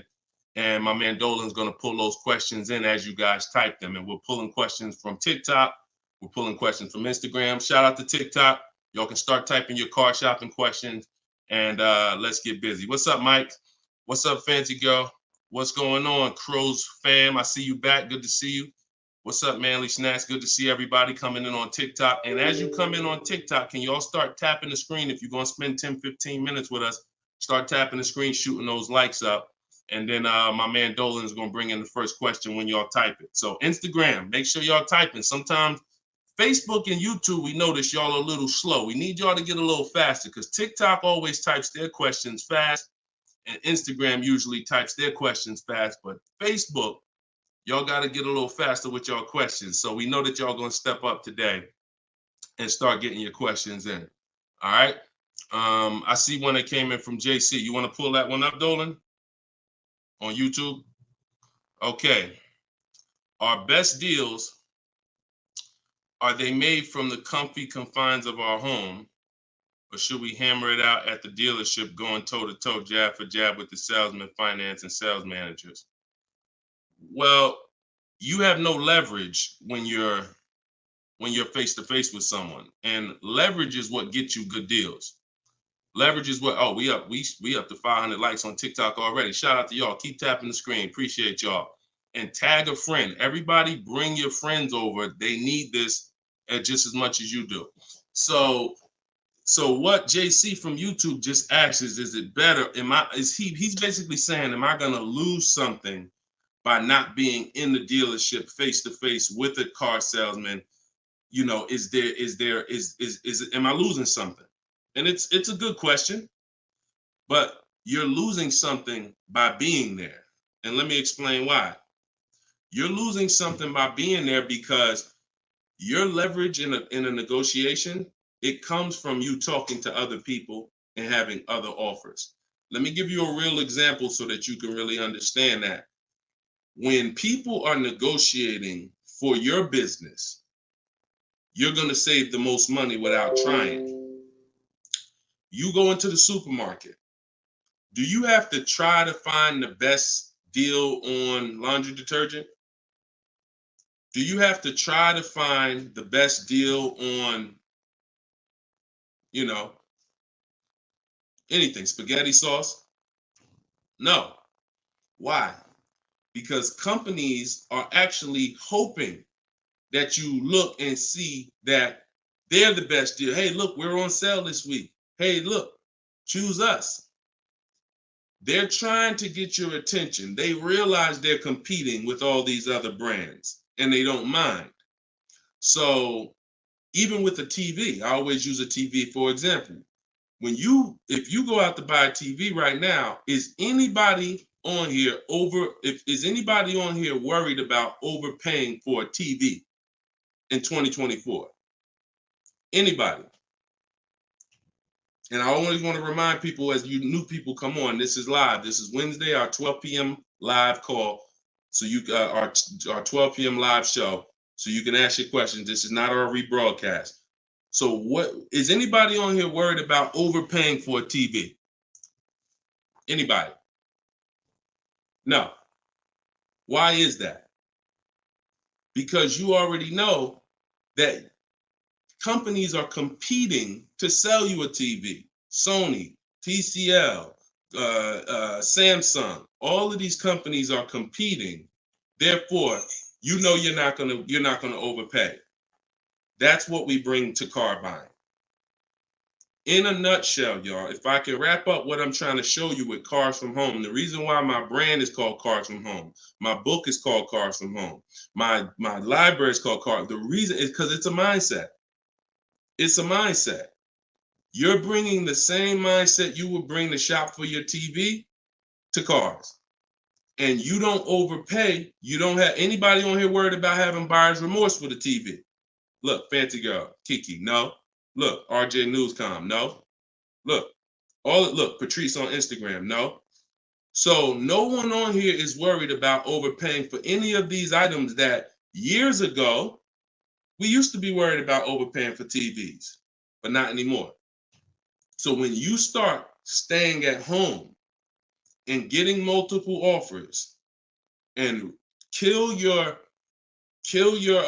programming that the car business has programmed you into thinking that you need to go in, then you're going to see how much money you save quicker. Okay? Who's not a good negotiator? As you come on, I want y'all to answer this question. Who's not a good negotiator? I see you, Yayo. I see you. Okay, I see you, Fun Times. Welcome, Tone Bud. Who's not a good negotiator? Just type me if you're just, Deshone, it's not my thing. I'm not really, look, Crow's fan. No, I'm not. What's up, Tom? Julia? So all of these, look, John C. on Facebook. No. William on TikTok. No. All of these people are not yet. Danny on Instagram. So what I want to tell y'all is you no longer have to think you need to be a good negotiator to win with buying cars. You're going to start making people negotiate with each other. And that's multiple offers. So if you're buying your next car and it's a new car, you're going to get at least 5 offers from 5 different dealers. And if you're leasing your new car, you're going to get at least 5 offers from 5 different dealers while you're at home. And if you're buying a used car, you're going to stay at home. You're going to look at the entire used car market on all the marketplaces. I teach 8 marketplaces. You need to be everywhere a used car is. These are like if you were buying a TV, to continue to use that example, you wouldn't just be on Walmart.com, but not be on Amazon. You wouldn't skip Best Buy. You wouldn't skip PC. Wherever there's a TV, you would be. It's the same thing. And y'all are going to save more money than you've ever saved, easier. This is how you take control and have your confidence, and you are empowered. Okay? So that's the answer to your question, JC. You don't lose by being at home making dealers bid. You lose by being in dealers going one-on-one. Okay, great question. Shoot the next one up, Dolan. All right, this one is Mr. Martinez on TikTok. Do they require a credit check with the request? Now, that's a good question. They'll make you think they do. Whenever somebody requests your credit for a quote, just know that that's a tactic. This is why you don't want to be in dealers talking. Remember this rule. Never talk numbers for a car in the dealership. Okay? Never talk numbers in the dealership.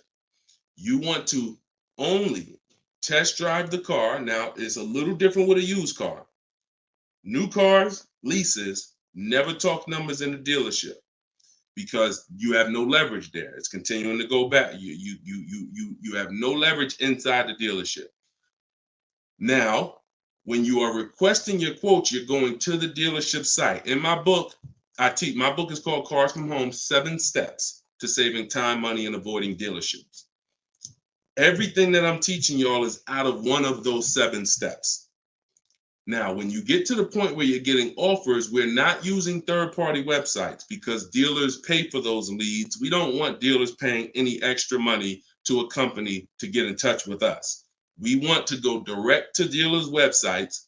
This takes 20 minutes. If you do it my way, you're going to the dealers' websites. In my book, I have a link to the dealers, each brand. You put your zip code in and it'll pull up all the dealers. Now, as you go to these dealers' websites, you're doing a copy and paste. Copy and paste. And now, what are we saying in that first message? What we want, what we're looking for, when we can purchase. We're not talking about numbers yet. We just want to see who has a car.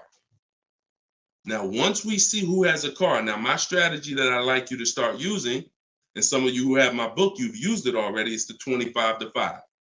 25 to 5 is when you're connecting with 25 dealers online, and the goal is to get 5 offers.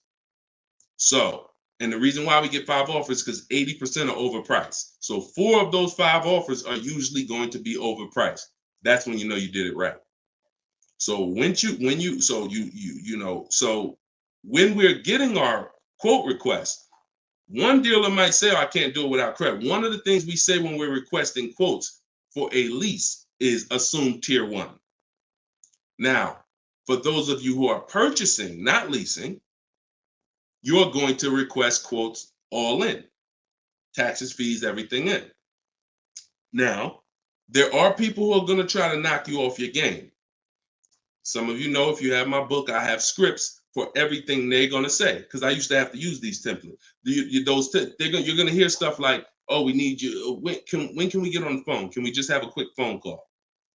My script for that is I'm going to be handling my whole process from home. I'm only going to be talking to the person who actually makes the best offer.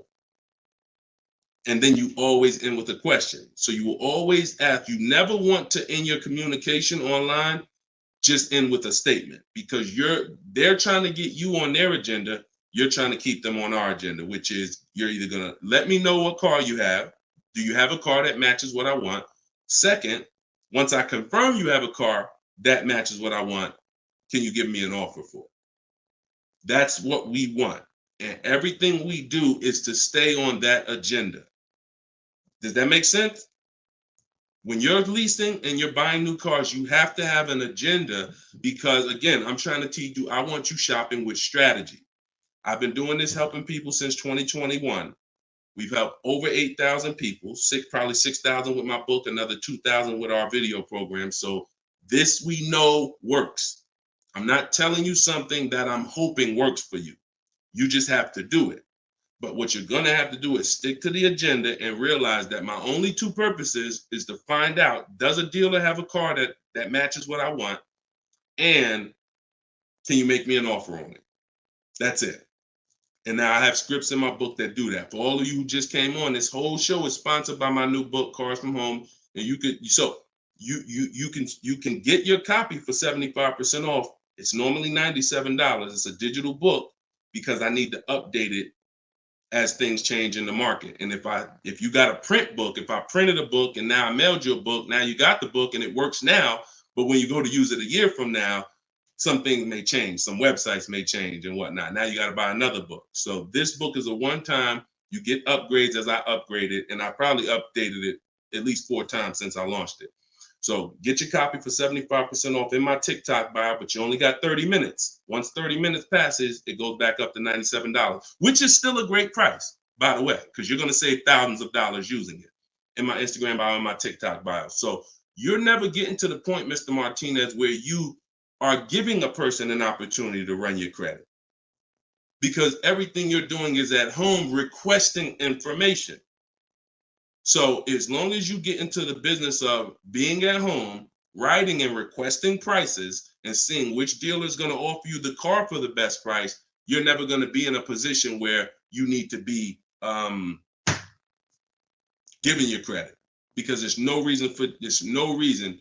And if you give your credit, you really fell for the game, because now they locked you into them, which is the goal. So no reason for everybody, no reason to give credit to give somebody our credit to get an offer. All right, go ahead, Dolan. Next one. Type your questions. I see a lot coming in from Instagram. I'm in the dealership right now. Vital on Instagram. Keep that up, Dolan. Vital just said I'm in the dealer right now. Now, if you're there negotiating, then you're never going to get the best deal. You're never going to get the best deal. Understand, y'all, I'm not playing games. For those of you who don't understand what we really do here, like, this is Greg right here. Greg used our strategies. He got a $56,000 Kia EV6 win. He got it for $527 a month on his lease, no money down. That's through bids. That's not through negotiations. Danielle's lease, $44,000 Audi A3. She got it for $550 a month, no money down.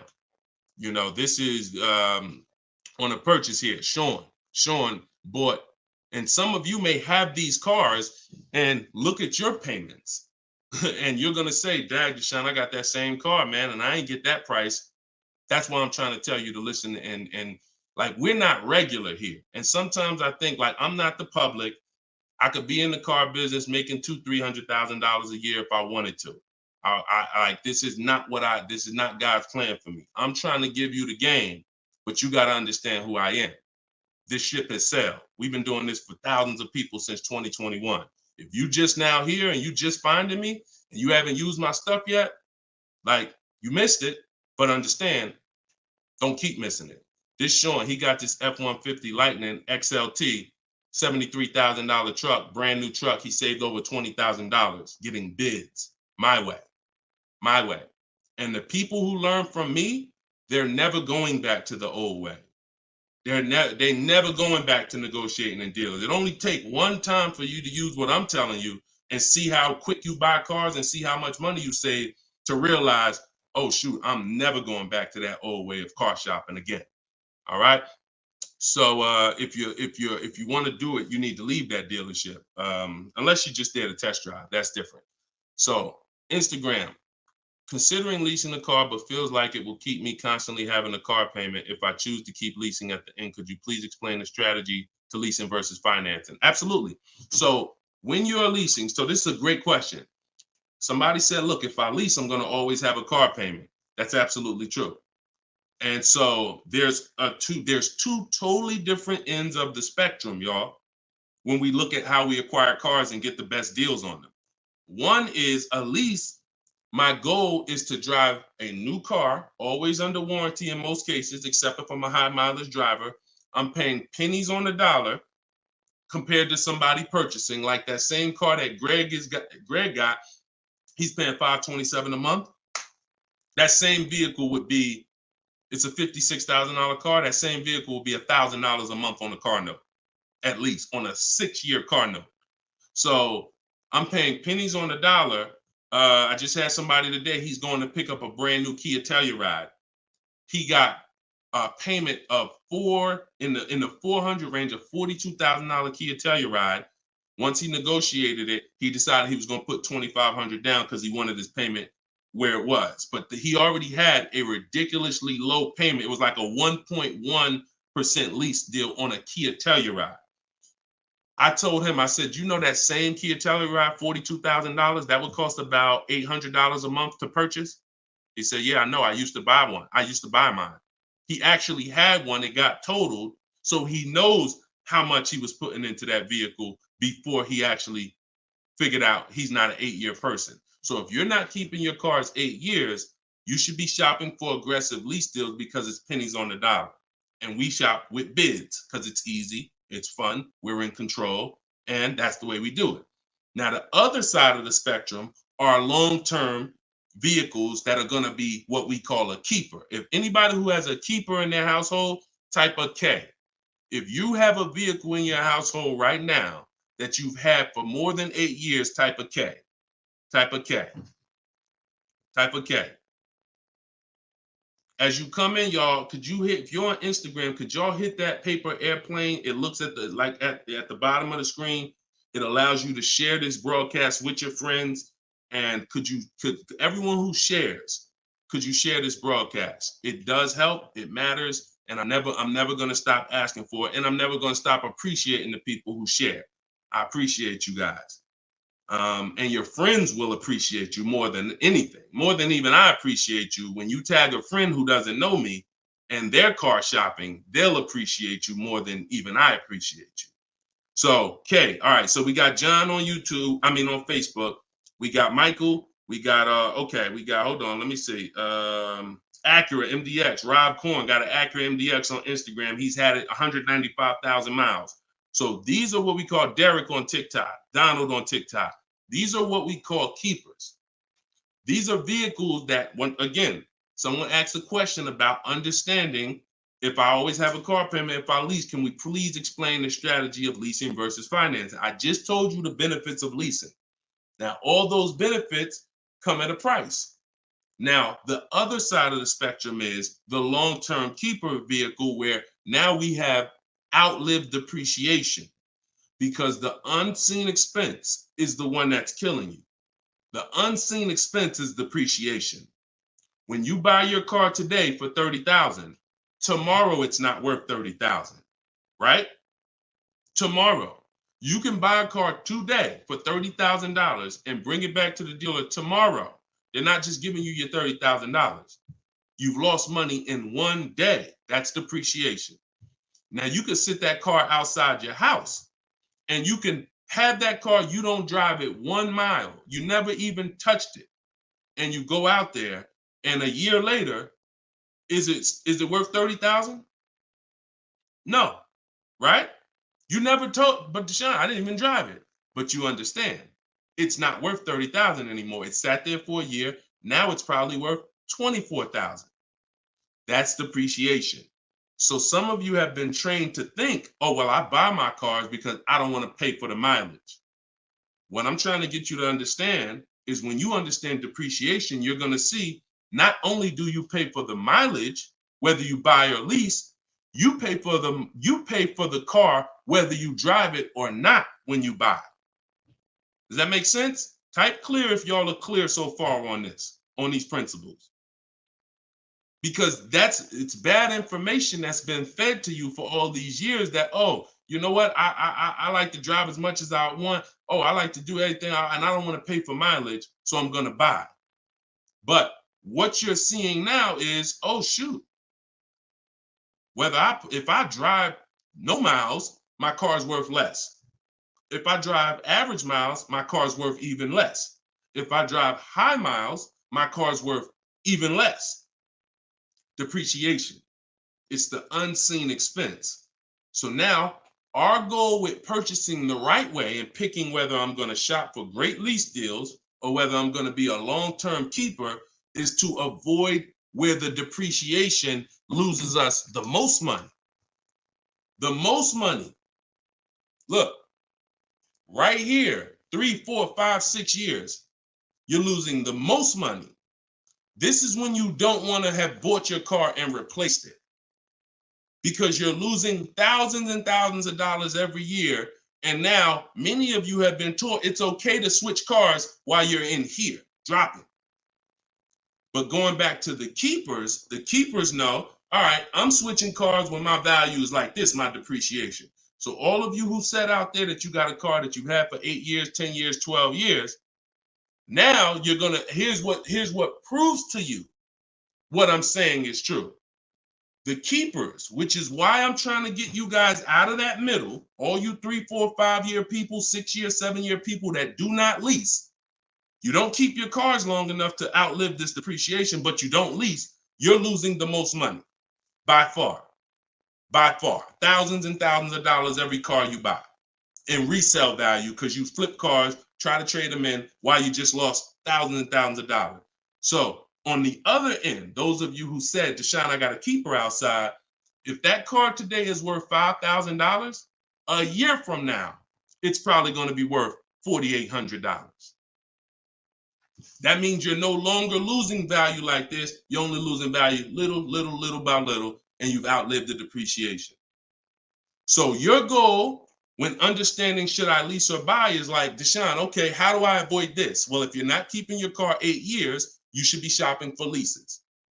Everyone who told you otherwise was wrong. I'm not going to say they were malicious, but they were incorrect. And unfortunately, I call them confidently incorrect. Dangerous. Dangerous. Being confident and incorrect is dangerous to you and others and everyone who's going to listen to you. So I'm telling you the truth based on numbers that shopping for lease deals is here. If I'm not keeping my cars 8 years, I need to be shopping for great lease deals. If I'm going to keep my car more than 8 years, then I'm going to purchase and I'm going to make sure I get a car that's going to last 8+ years so that I can outlive the depreciation and win with long-term ownership. But I'm not stuck in the middle. Clear? Clear? Everybody clear before we move to the next question? JC said, my man hitting on all cylinders. I appreciate you, man. This is what we do, man. I've been doing this since 2006, man. I'm not new to this. I've been helping people save money on cars and make dealers bid for their business since 2021. And that's what I'm known for. Here in New Jersey, people know when I had my brokerage, Deshone is the person that helps people save money if you listen to him. If you don't listen to me, God bless you. I wish you the best. All right, so for all of you, cue the next question up, y'all. For all of you who just jumped on, this whole show is sponsored by my new book. Everything I teach is out of my new book. It's called Cars from Home, 7 Steps to Saving Time, Money, and Avoiding Dealerships.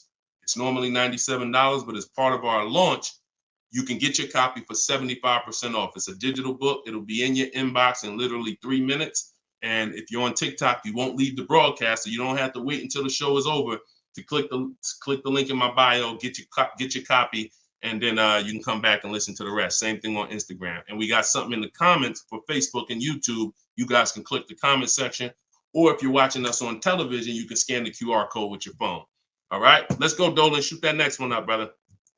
Let's keep these questions coming, y'all. Keep typing them. And again, we're live right now, Wednesday. This is our Wednesday 12 p.m. live stream. I want to make sure I keep saying that because we broadcast these shows all day long so that some of you could tell your friends if they missed the live show, they can still see the broadcast. But right now, it's Wednesday, and this is our 12 p.m. live. So ask your questions. This ain't a rebroadcast. JC said, could you please share with us your insights on how to best eliminate dealer add-ons, addendum lists from the deal? Example, windows etching, low jack, nitro in the tires, Scotch guard, okay. You name it, whatever.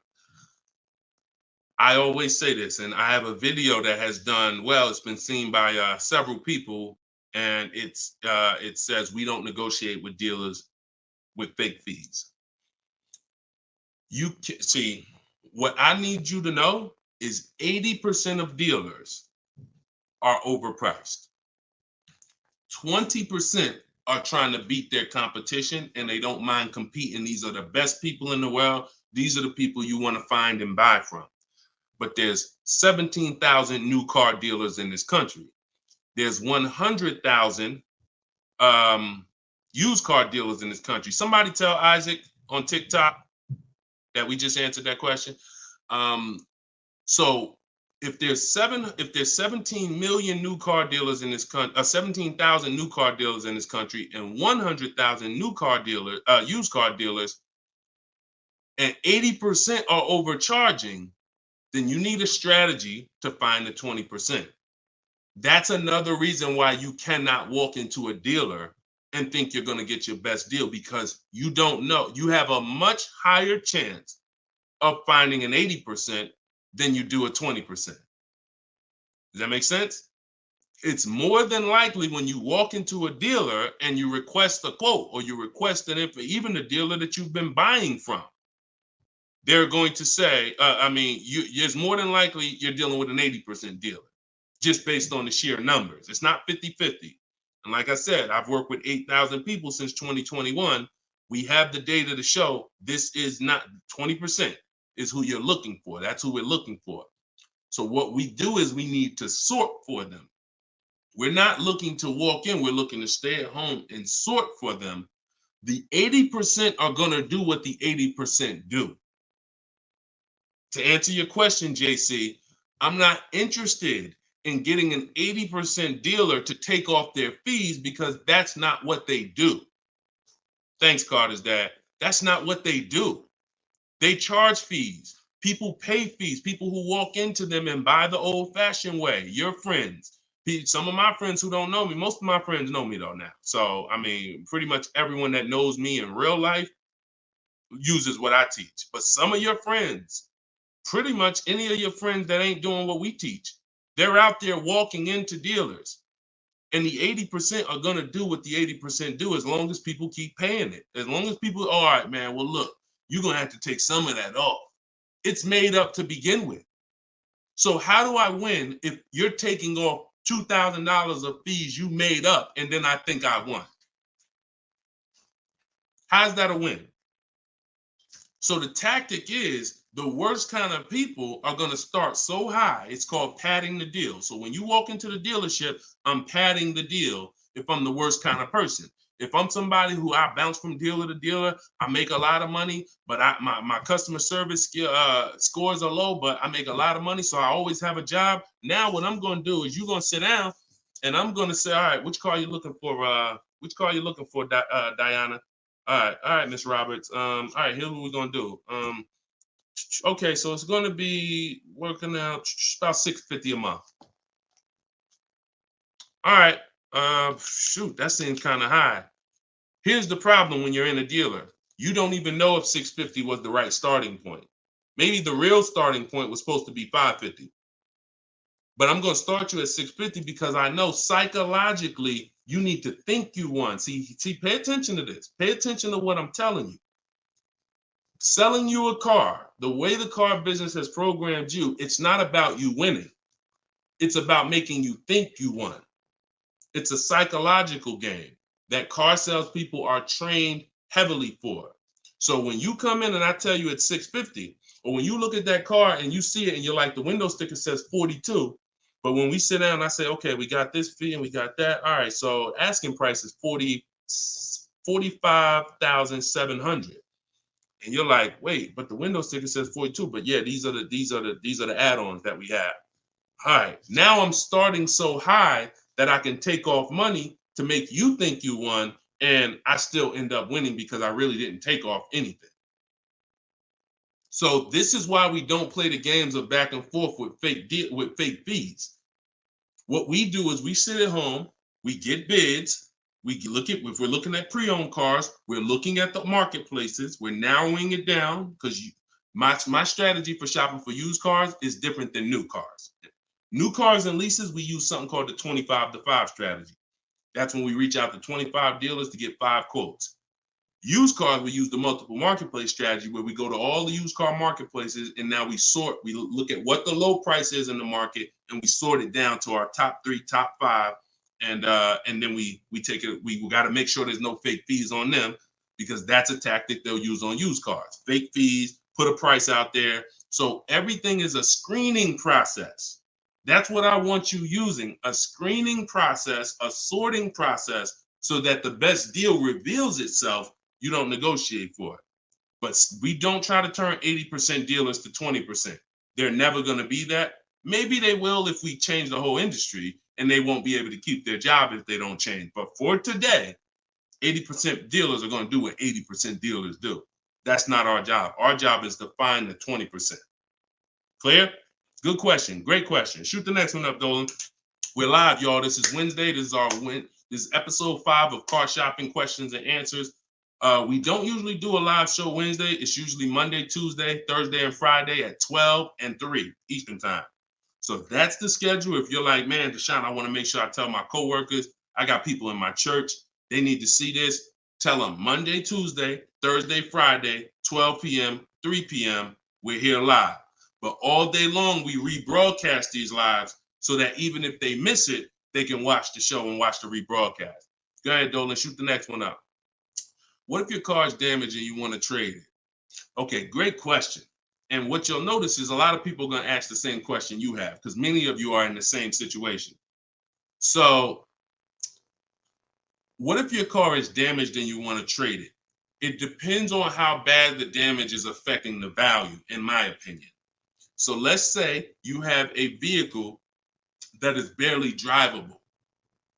You're selling it in its worst condition and it's making, example, let's say you got a BMW, older BMW, the transmission's slipping or the transmission's out. It doesn't drive or it needs an engine. Something where literally the integrity of the car is totally compromised. That car is almost worthless. That car is going to be worth $500, $1,000, depending on the year, the mileage, $1,500. Meanwhile, if you put a used transmission in, this is why I'm an advocate. I preach you should always have a great local mechanic, a great local service shop in town that you use when your car has no warranty left. You must have this if you truly want to win, because these guys are usually 30, 40% of what a dealer is going to charge because they don't have that overhead. So what I'm doing, if I got an older BMW, no transmission, a Nissan, no transmission, I'm going to get a transmission from a salvage yard and get a used transmission, a used engine, pay $2,500, drop that in, and then sell the car like that. And I can tell you that that's what my father did. Like my father bought a GMC Envoy in 2009, maybe 4 years after he bought it in 2013. So it was 4 years old when we got it for him. Then maybe 3 years after that, the engine went. So he got a used engine. He's been driving that car since like 2017 with the used engine, and he's getting ready to sell it, and he'll probably get $4,000 or $5,000 for it on Facebook Marketplace because he's a low mileage driver. So you see how literally he could have went from switching a car when it was in its worst condition, taking a loss for it, versus investing the right money with the right person, getting the right engine, right transmission, drives it for a couple more years, and then can still pull a couple $1,000 out of it. Y'all clear? Y'all see how? Y'all see how? Type dollar signs if you understand that. That's the win right there. Not taking the loss and saying, all right, let me just get out of this car, it doesn't drive, and just taking the L. Big financial loss. Now, if you don't have major damage, then I wouldn't say fix it. If you're gonna go and you got a couple nicks on the car, then it might cost you $500-$600 to get the nicks touched up, but then the value of the vehicle only changes by $500-$600. So it was really a wash. You put 500 out, the car's worth 500 more. You want to only repair stuff that when you spend the money, you get double back what you spent. I put 2,500 in, it increased the value of my car by $5,000. And that's typically my opinion and my rules on how I like to operate when it comes to damage. Yes, I'm actually live right now. And why is your name the Auto Advisor? We got the Auto Advisor on TikTok. Go ahead, shoot the next one up, Dolan. All right, this one from YouTube. Alberto Romo. My car has some equity. Dealer called me if I want to trade for a new one. Car has less than 30,000 miles. Should I do it? Who's getting calls from dealers right now begging them to come in and look and let them buy your car? Who's getting calls? Who's getting emails? Who's getting letters right now from dealers? Fancy Girl Kiki said me. You're getting calls. You're getting calls. You're getting emails. You're getting letters. Hey, Ruben, we'd love to buy your car right now. Hey, Isaac, we could get you out of your car early. Come in right now. A lot of you, right? I see a lot of you. The reason that's happening, look, he's saying lock on Instagram, me. So the reason this is happening, y'all, is because they're depending on you letting the dealer be your first offer for your car. Now, see, dealers know they're getting outbid right now. They're not able to buy as many cars as they used to because people are getting used to, I mean, it's almost a curse word in my book. We don't use this word. We don't use the word trade. And some of you who have seen me in the past, you know we don't use the word trade. There's only one scenario where we need to trade, and that's if we have too much negative equity. The reason why we don't trade is because trading is not a bidding system. There's 3 transactions that you've been trained to give to a car dealer. One is buying a car from them. That's its own transaction. I bought a car from you. The second is getting the loan from them. That's another transaction. I got a loan from you, because there's other companies out there that only give loans. They don't even care if you buy a car. They don't sell cars. They give loans. That's a clue that there's money in the loan business. Now, the third transaction is people who want to buy your car. When you give your car to the same dealership, you gave them your old car, that's one transaction. You gave them your loan, that's another transaction. And you gave them the purchase of a new car from them. That's 3 transactions. And most times you didn't get bids on any of them. That's how you're losing money. You're probably losing $2,000 here, probably $1,500 on the loan, and then maybe another $1,000, $1,500 on your car that you gave to them. Hidden money. See, I'm not just here to teach you how to car shop from home the right way, strategically using my system. I'm also here to reveal to you the hidden money that you haven't seen in your car deals. So you got to stop doing combining transactions. That's why we don't trade. We get offers in my book, step 2. My book is 7 steps. Everything I teach is 7 steps. Those 7 steps won't change. First step is most important question. That's leasing versus buying. How many years you keep in the car? Second step is equity assessment. I need to get offers for my current car, my current lease, see if I have any equity, see if I can break even, or see if I have negative equity. Third step is deal structure. I need to find out how much this car is supposed to cost if I get a deal on it. I'm budgeting for a deal. See, we don't budget based on how much I could afford. I'm budgeting, I'm looking at a car if I'm going to lease and saying, if I'm leasing, this is what a good deal would be on this car. I'm budgeting if I'm purchasing, this is how much I'm coming up with. Watch this. Many of you go in and you've been, I only want to spend no more than $500 a month. Or hey, I only want to spend no more than $30,000. You end up spending $570, or you end up spending $31,500. Or they say, hey, yeah, we got you to $30,000, but what about the taxes? All right, well, I guess I'll just put that on a credit card. So you end up going over budget because you shop with your max budget in mind. We never shop with our max in mind. We shop with multiple goals below our max so that we always, no matter where we land, we're under our max budget. That's step 3. Step 4, we do something called shopping, not buying. We don't mix the two with my system. Shopping is deciding what you want. Buying is step 5 when we go into the market and we start getting offers on what we want. But when you get to step 5, you're in the market getting offers. Step 6 is paperwork and protection. All that paperwork that you need to know. All right, do I need this product? Warranties, all of that is step 6. And then step 7 is delivery. So everything I'm teaching you falls under one of those 7 steps. And I'm trying to get you to use a system instead of winging it. If you don't wing it, you'll be fine. But step 2, Alberto, is the equity assessment, where you're getting offers to find out what your car is worth. You can give the dealer an opportunity later to beat it, but you need to know. That's why we don't respond to those. Hey, come on in. Let me look at your old car. Let me buy your old car. Hey, come on in. Let me see. You need to call your bank for a payoff, and you need to go to CarMax, Driveway, Carvana, Kelly's Blue Book Instant Cash Offer, AutoNation, Sell My Car, Car Guru, Sell My Car. Take you 20, 25 minutes to do your equity assessment, and you got real cash offers that you'll know if I have equity in my car, and you'll know these people can cut me a check in an hour. And now let me go prepare to shop for my replacement car because these companies already bid on my old car. Type clear if y'all are clear on that. That's the equity assessment. That's my 7-step system. That's why my book is called Cars from Home, 7 Steps to Saving Time, Money, and Avoiding Dealerships.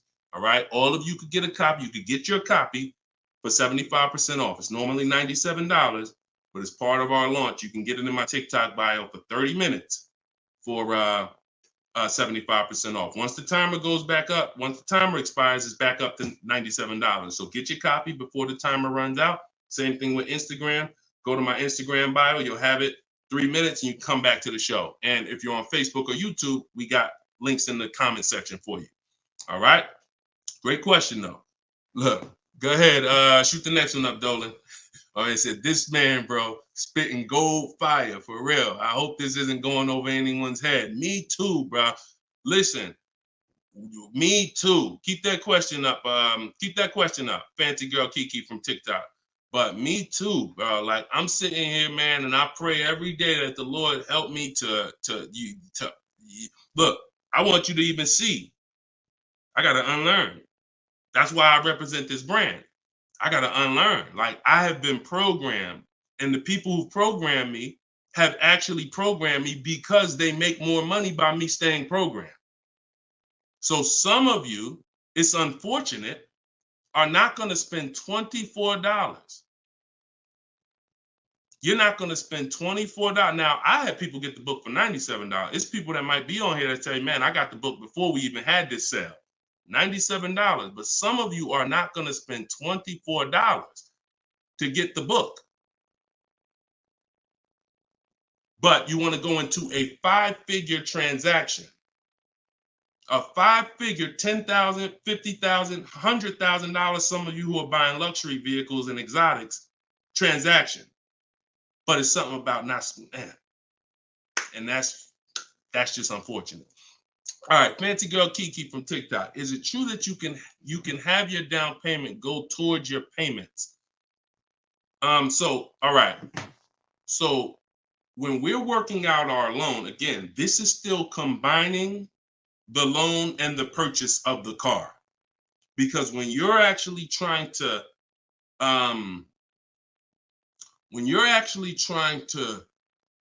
figure out and hope your down payment goes towards the payments and actually goes towards the car versus you basically just giving it to the dealership or maybe losing it to, not going to the car, you're mixing. Because when we're shopping, we have loan. When you buy your car, if I'm financing, right? Give you an example. When I bought my Infinity truck, I'm shopping for the car. Once I get the car, now, and I use my perfect budget calculator. It's in my book. It's a calculator I created. See, that stuff I can't even explain on this show. I can't explain how a calculator that I created works. It's a surprise when you get there, when you read and you're like, oh, this is a calculator. I've never seen nothing like this before. I know, because I made it. And I got like 5 of them in there. So, but when you're trying to do what it does, I can tell you how to do this manually to some degree. When you got to know what you can spend. That's why we have that budgeting exercise where in order for me to be at a $450 a month payment, I can't get any more than a $22,000 loan. If I get more than a $22,000 loan, then I'm going to have more than a $450 payment. So now you might say, okay, 6 years though, because if I go 6 years on the loan, then maybe I could get like $25,000 depending on my interest rate. But I need to know how much car I can buy based on where I want my payment to be. So now once I establish that in a budget exercise, you can do that with some calculators online, try to, but you have to account for taxes. The reason why these calculators don't work well, because they're not going to account for the taxes. They're not going to account for, any down payment you want to put in, and they're not going to account for any equity you may be getting. And then they're not going to give you these goals for, all right, a 5-year loan or a 6-year loan is 2 different prices. $450 a month for 5 years is not the same as $450 a month for 6 years. If I get a car at $450 a month for 5 years, I got a better price on it than if I got it for $450 a month for 6 years. So these are the things that you kind of got to have in your budget so that all right, this is how, because it does me no good to know that I could go and spend $35,000 on a pre-approval. What does that do? How does that equate to what I can actually spend? I don't want to spend $35,000. That's a $700 a month payment. So, but once you establish the budget on how much I can spend, now you go find the car. So I'm shopping for the Infinity, and I'm shopping knowing all of these cars are within my budget. Now, when I actually get the car, now what I'm doing is going and I'm finalizing my loan and having multiple dealers, multiple banks and credit unions give me offers for my loan. Everyone can run my credit with a hard pull because I'm within the rate window where it's not going to affect my credit negatively. It's only going to weigh as one hard pull. I know you've heard, oh, don't let all these people run your credit. If you do this right, according to how you're supposed to rate shop, you can Google rate shop. In fact, I'll show you right now. I'm going to share my screen so y'all can actually see. See, it's the information you don't know that's costing you. It's the information that you don't know that is costing you. Look, if I go to Google and I type in rate shopping, Experian has a whole article. Let me know if y'all can see my screen. Hold on. Oh, wait, hold on. Entire screen. Look. So I go right here. Rate shopping. They have a whole article about how to properly rate shop. And let me see. Look, the FICO score window is 14 to 45 day period, depending on which version is used to calculate the score. So we do it in 2 days. We do it in 2 days. So we don't even use the 14-day window. That's why we don't let anybody run our credit with a hard pull until after we already find our car. So now you come in and you are I'm letting all these people run my credit to get their offers for my loan, their offers for my interest. And then what I'm doing is whoever makes the best deal there, I'm calling the dealer and I'm giving the dealer an opportunity to beat it. because the dealer has another 7, 8, 10 banks that they might, okay, there, let me see if I can beat that because I like to earn the business. And that's what I call the bank bidding war blueprint. So I'm putting that when you get my book, you actually get the bank bidding war blueprint because I haven't combined it with my book yet. It's going to take me probably about 30 days to combine it into my book. So I just send the book and I send the bank bidding war blueprint. That strategy right there is called the bank bidding war. So we're not worried about if our down payment's going to go to the car because our loan is always worked out with the bank, not with the dealership.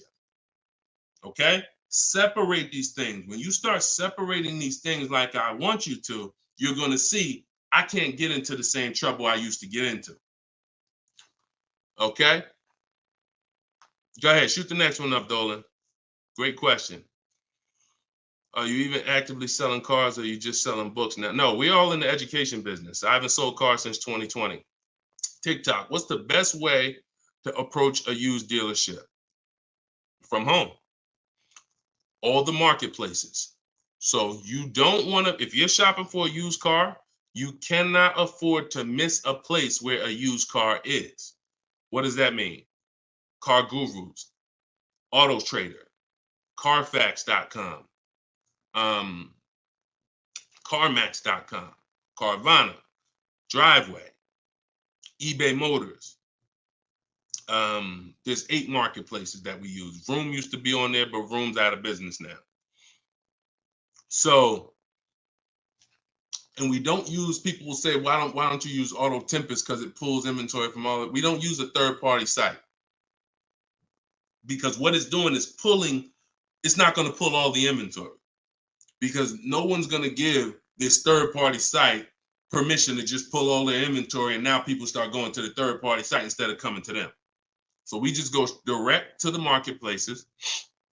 And then the first thing we're doing, once we know our budget and what we can spend, we're going and we're looking for our car, but we are not going, the first thing you need to do if you want to get, y'all know, like what I'm famous for is teaching people how to get below market deals from home. Below market deals. When you're getting below market deals, you have to realize there's 2 other categories of most people paying. Some of you have been paying market value.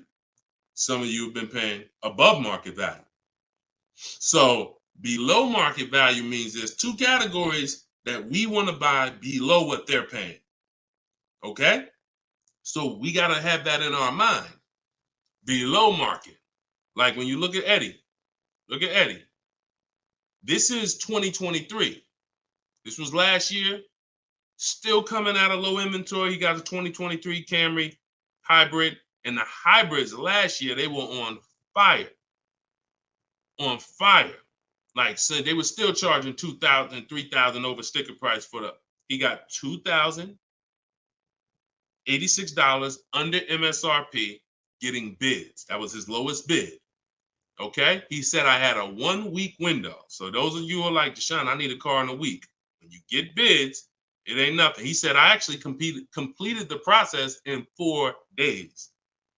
So below market deals where people are paying sticker price and they think they won. You know what? Hey, you know what? The best deal is, at least I didn't get a markup, sticker price.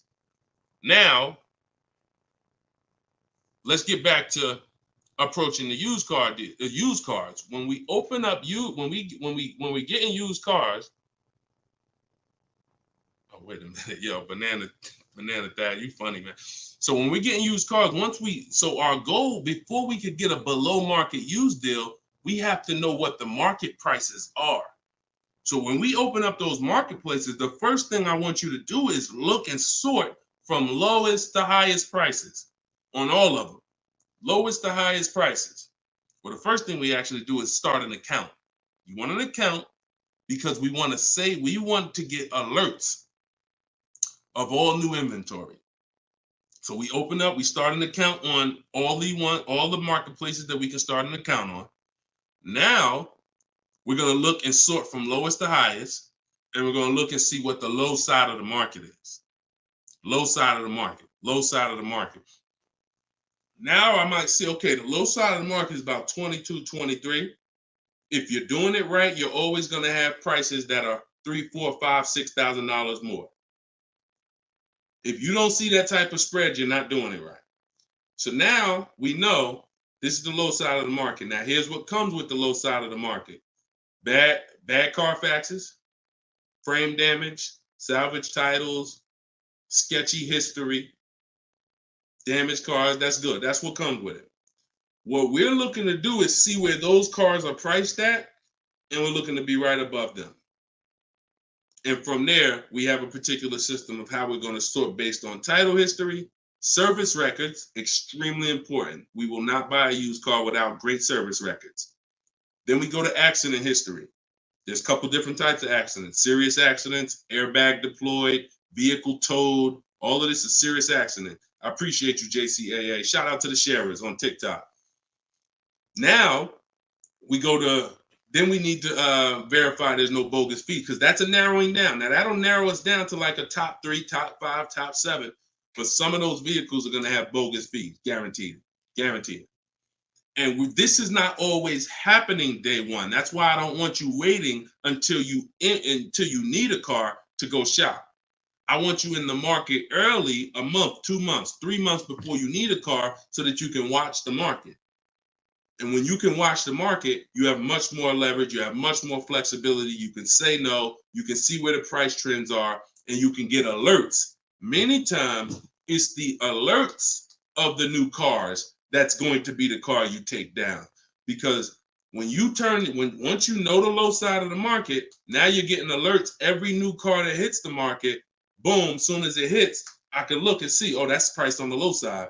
Now I look, oh, shoot, frame damage. Oh, shoot, salvage title. Oh, shoot, whatever. And eventually one pops up and you're like, oh, good Carfax. Oh, good title history. Boom. And now we're preparing to get ready to take that car off the market. We can't test drive used cars until we're ready to buy them, though. That's the only reason we can't do 100% of our used car deals from home, ever. New car deals, we've had people throughout, use my book, in my course, 100%. Dealer delivers the car. That can happen. New cars and leases, 100%. Used cars, we can't. You must go to the dealer. You must see the car. You must drive it. And then that's when you're taking that deal across the finish line right then and there. Okay? That's a overview of what I call my multiple marketplace strategy. If you do that, you win. I mean, there's no guarantees in life. So I'm not here to guarantee, but I am here to say, you haven't had strategy. When you're using strategy and boundaries, you haven't had boundaries or strategy. You add boundaries and strategies to your car buying, 99 times out of 100, you're going to win more than you used to win. All right? Go ahead, Dolan. Shoot the next one up. Does your book teach how to sell and grow? I don't really know what that means. Sell and grow. This one's from TikTok. Do I get a discount for paying cash for a car? No. I know a lot of people told. Who was taught you get a deal for paying cash? Type a dollar sign if you were taught you get a better deal for paying cash. I got the book, the cheat sheets, awesome. Service connected. Don't use the cheat sheet. If you got the book, scrap the cheat sheets. The book is the nuts and bolts. The cheat sheets is an overview. I see you though. Use it. Win. So, all right. So you got Gina VL. You got I don't want to butcher your name, so I'm not even going to try. I see you on TikTok, though. I see Cozy Boy Nesto on Instagram. Okay, Monty. So my question was, who was taught you get a better deal by paying cash? All right. Now, I said type a dollar sign if you've ever heard this. Now, I don't want you operating with bad information. Let me tell you where this came from. And remember what I said earlier in the show. Earlier in the show, I told you, the car business is not about you winning. If you win, great, but it's about making you think you won. And I can only make you think you won based on what you tell me you need in order to feel like you win. So if you come in and say, listen, man, I'm paying cash, man, y'all got to do something better for me. I'm not going to sit here and tell you, well, you don't get a better deal for paying cash. Now, I would tell you, listen, I'm going to be honest with you. You can get this price whether you pay cash or not.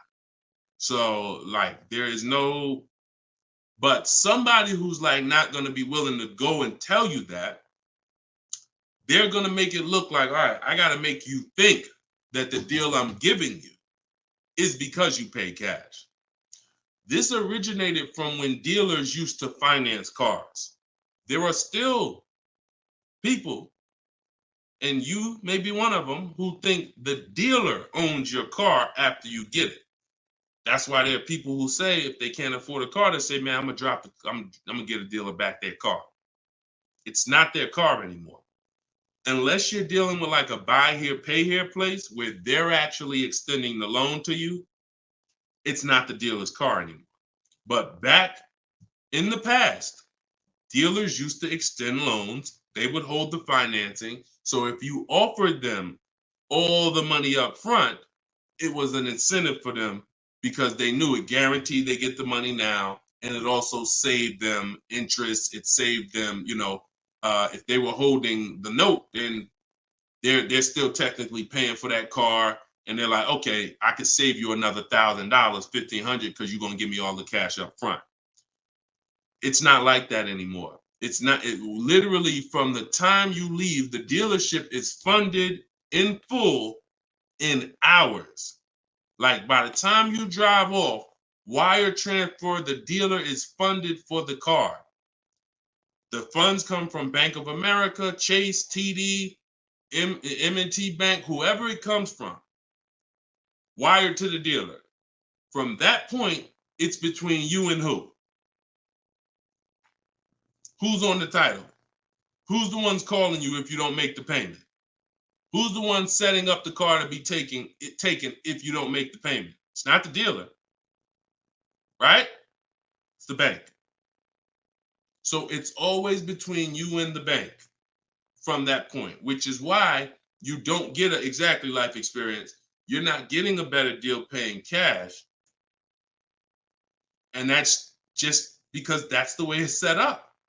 Now, the rare exception that you may see, and this doesn't happen a lot, sometimes there's like a low interest rate. Like when I was with General Motors, we might have like all right, you could get 0% interest, or you could get a $5,000 rebate. Only on a new car though. But you can't do both. So if you had somebody who could pay the cash, maybe if they save more money by taking the rebate than they would if they were to take the loan. So in which case, you're not getting a better deal because you're paying cash. It's just an incentive to, you're getting a rebate. But so those are these are very rare circumstances. So I just don't want you going in and telling you that you heard that from me. And I'm just telling you that's the truth. Like that is the truth. And when you really look at how banking works and how dealerships work and the fact they don't own the car, you'll understand there's no incentive to you paying cash at all. And if you're not investing your cash, see, I want you to also think about what you're doing with your money. Because if you want to pay cash, God bless you. Pay cash. Interest rates are high. Put as much down as you can. Pay cash. Get the loan out of there as fast as possible. You're paying 6, 7, 8, 10%, 12%. Get the loan out of there. Pay it off or make a large down, only finance a small portion of the car. But if the rates are low, which at some point we do believe rates will be low again, or I always tell people in the bank bidding war, you got to check, see if there's any special interest rates. There might be 0%, might be 1%, 2%.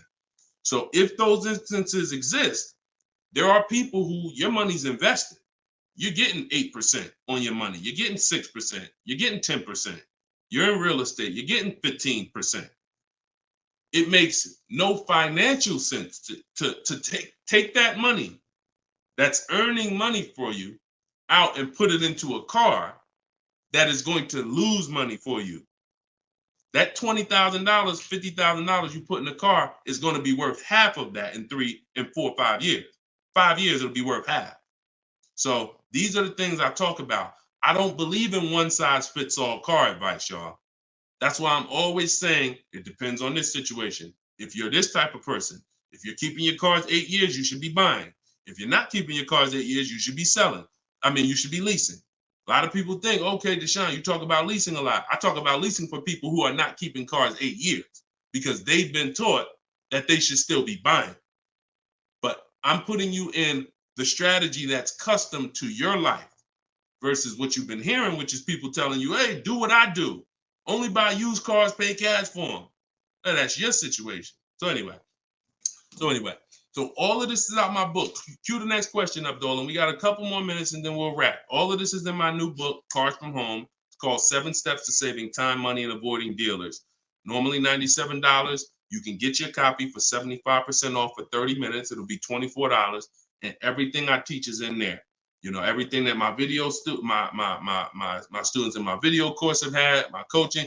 This is the same 7-step strategy that we use to get these below market deals. And I've been showing them throughout the show. So if you just jumped on, like we've been showing these deals throughout the show. All right. Go ahead, shoot the next one up, Dolan. How can we eliminate dealer add? Oh, we did that one. Yeah, we did that one from YouTube with the dealer add-on. This one's Dakota from YouTube. I have a Malibu Chevy, still drives good. However, the dealer's banged up as well as a few scratches. The door's banged up as well as a few scratches. I mean, if it's cosmetic, if it's banged up, I wouldn't worry about the few scratches because the few scratches is really what's normal. And you know, people expect you to have normal wear and tear on a car. Some people think, hey, if I have a, you know, even with leasing, you're allowed to have wear and tear, a couple nicks, dings, they allow that. They don't expect you to bring the car back perfect. Same way with this. But if it's a big dent that would be an eyesore and you can get a company like Dent Wizard or something like that to come pop the dent out, then I would do that. That might be $200, but it might make a buyer pay, you know, $1,000 more for the car. Because if I come and I see the doors banged up, I probably want $1,000 off depending on what you asking. But if I come and see you done smoothed it out, now you could ask, and I'm less like, you know. So that stuff that you can put a little money in that gives you a bigger return when you go to sell a car. Okay, in my opinion. Okay, show and tell. I have the book. Is Maps Academy different? Yeah. Maps Academy is my video program. The book is the 7 steps. I have a video library that's 7 steps in video, and then Maps Academy is, you know, my video program, and I coach people. So we do these Zoom calls, so we make sure we answer questions. So I always say, get in where you fit in. You know, get in where you fit in. I don't care how you get the information. Get the information. You want to get it from my free videos on social media. You want to cycle through those. I got hundreds of them. Piece things together. Get in where you fit in. You want to be on the live show. Try to piece it together. You want to get the book. You want to be in the video library. You want to coach with me. Whatever. That's what I'm saying. It's no excuse. It's no excuse for any of you not to be getting below market deals when the information exists. And it's thousands of people that testify about me. I'm not new here. We got over 2 million followers. If I wasn't helping people, it would have been out by now. Somebody would have wrote by now, oh, this guy don't do what he said. I got thousands of people around this country, testimonials, hundreds that we done just grabbed, boom, boom, emailing us, yo, look at my deal, look at my deal. So it's just, you are just now discovering what we do. But understand, we've been doing this. All right. All right. All right. Go ahead. TikTok. What would be the sweet spot year in buying a used large SUV, Suburban, or Expedition? Much as you could afford. You see, so when you look at quality, this is why I like to have multiple goals. Because what I like to do is I like to have a goal, right? 5-year loan, no down payment. That's one price. 6-year loan, no down payment. That's another price. 5-year loan with the money, you know, I might say, okay, if I have to, I can put $5,000 down. You know what I'm saying? Some of you, that's realistic. That's how you look at it. Man, if I have to, I got $3,000 I can put down. If I don't have to, I don't want to. That's why when you use my perfect budget calculator, which is in my book, step 3, when we're budgeting, we're deal focused budgeting. here's what you want to know. If I want to be at $450 a month, how much is $450 on a 5-year loan? No money down. All right, that's one purchase price. Now, second tier, $450 a month, no money down, 6-year loan. I told you I pay more if I had $450 for 6 years than I $450 for 5 years. So that's the next step up. Then I say, okay, 5-year loan using my down payment money. And then my max budget would be 6-year loan using my down payment money. But understand, I'm still under my max budget. I don't care if I have to go, and then we have another step where some of you have an old car. You have an older car, you're going to be selling it. You got 3,000 equity, you got 5,000 equity. That's also in there. So then it'll be no down payment, no equity. No down payment, no equity, 6 years. Down payment, no equity. Down payment and equity. See, all of this is below my max budget. Once I do a 6-year loan, my down payment and my equity, I'm not mad because I'm still under my max. Now, if I go above that now, if I wanted to do 5 and now I'm doing 6, or if I want to do $450 a month and I'm doing $480, now I've gone above my max budget. So my system for purchasing, we use this for new cars, used cars. Anybody who's getting a loan, this is what we do. This is in my book. My calculator generates those 6 goals for you. So when we say sweet spot, my first target is that first goal. That's my first target. When I went shopping for my Infiniti, I was looking for a car under that first price. Couldn't find it. Jumped up to the next tier. Couldn't find it. Jumped up to the next tier. And it was my 4th goal is where I found this one at. But I still had like $4,000 or $5,000 more that would have kept me below my max budget. So that's how you want to do it. Shorter loans, no down payment. Longer loan that I'll take is 6 years. I'll never recommend anything longer than 6 years. And then we start adding those resources that we have to it. And then once we tap out at the top, that's our max budget. 6-year loan, the most down payment money. And then if I have any equity from my car, I'm putting that all into the deal. And then as long as I find a car in any of those, and that's usually like a $10,000 to $15,000 spread, depending on, how much resources you got. That's a couple $1,000s right there. So that gives you the room to bump yourself up without letting a car dealer bump you up over your budget. All right? That's why it's called the perfect budget calculator. And I invented it. All right? Praise the Lord. Listen, I appreciate y'all. We've been on for about an hour and 15 minutes. We do these shows live Monday, Tuesday, Thursday, and Friday. Wasn't going to do one today, but you know what? I said, it's Wednesday. Let's jump on. Let's do a live. Let's get some questions. Let's get as many as we can. But this is what we do, y'all. You could tell your friends 12 o'clock and 3 o'clock, Monday, Tuesday, Thursday, Friday. You can meet me live on any of my platforms, Facebook, TikTok, Instagram, or YouTube.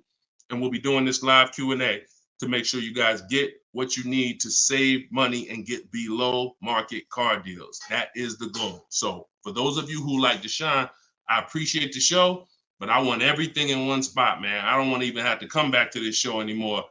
That's all in my new book, Car Shopping. It's called Cars from Home, 7 Steps to Saving Time, Money, and Avoiding Dealerships. You can get it for 75% off in my TikTok bio. It'll be in your inbox, and everyone who gets a car, who gets a book, right when you purchase, I give you a support email. So on that last page, you'll see a support email. If for some reason I don't give the support email out to the public because people just be emailing me with questions and all that. I don't do DMs. I don't do none of that because we got too many people to be doing DMs and all of that. Once you purchase this book, you get a support email. If for any reason your book doesn't arrive in 5-10 minutes, check your spam, check your junk folder. But if it's not there, then email us at support and we'll make sure we get you a copy right to you. All right. So use this information, get your book for 75% off. You won't pay the full $97 in my TikTok bio, in my Instagram bio, or in the comment section on YouTube or Facebook. We got a link in the comments for you, or you can scan the QR code. But that's what we do, y'all. Below market deals. That's the goal. Keep unlearning, keep relearning. I appreciate you. All right. See y'all on the next live.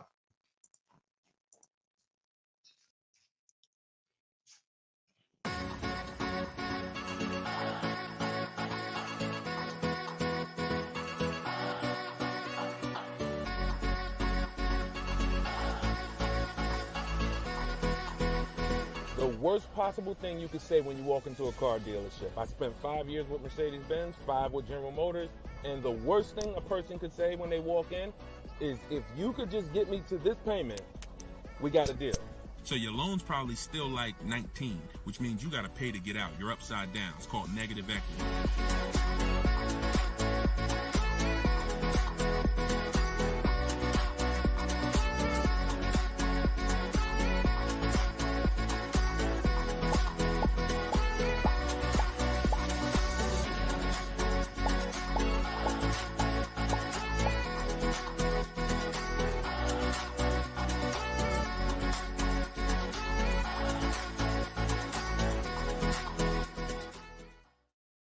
Gail, welcome everybody to episode 6 of Car Shopping Questions and Answers.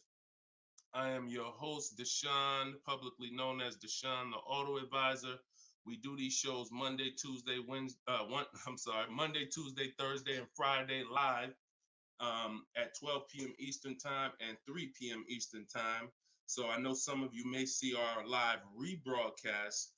That's for you to tell your friends about. That's when you can't make the show, you catch the rebroadcast. But those are the times that we're live. If you don't know me, I'm the author of the digital book Cars from Home, 7 Steps to Saving Time, Money, and Avoiding Dealers, currently rated 4.94 on Goodreads.com. So thank you to everyone who has reviewed the book, the digital book. All of you can get the copy for 75% off during the show for the next 30 minutes. You'll see when you click the link in my TikTok bio, there is a link, there's a button for you to get 75% off. So you won't pay the normal $97 price. Same thing with Instagram. And you guys on Facebook or YouTube, you can click the button in the comments and you can get your copy. So come on in, start typing your questions. We do this, we do rapid fire Q&A. I see a lot of people coming on the TikTok, and we got Dolan pulling questions. So no matter where you're watching us from, type your questions and we're going to pull them into the live show and we'll get them answered right now. All right.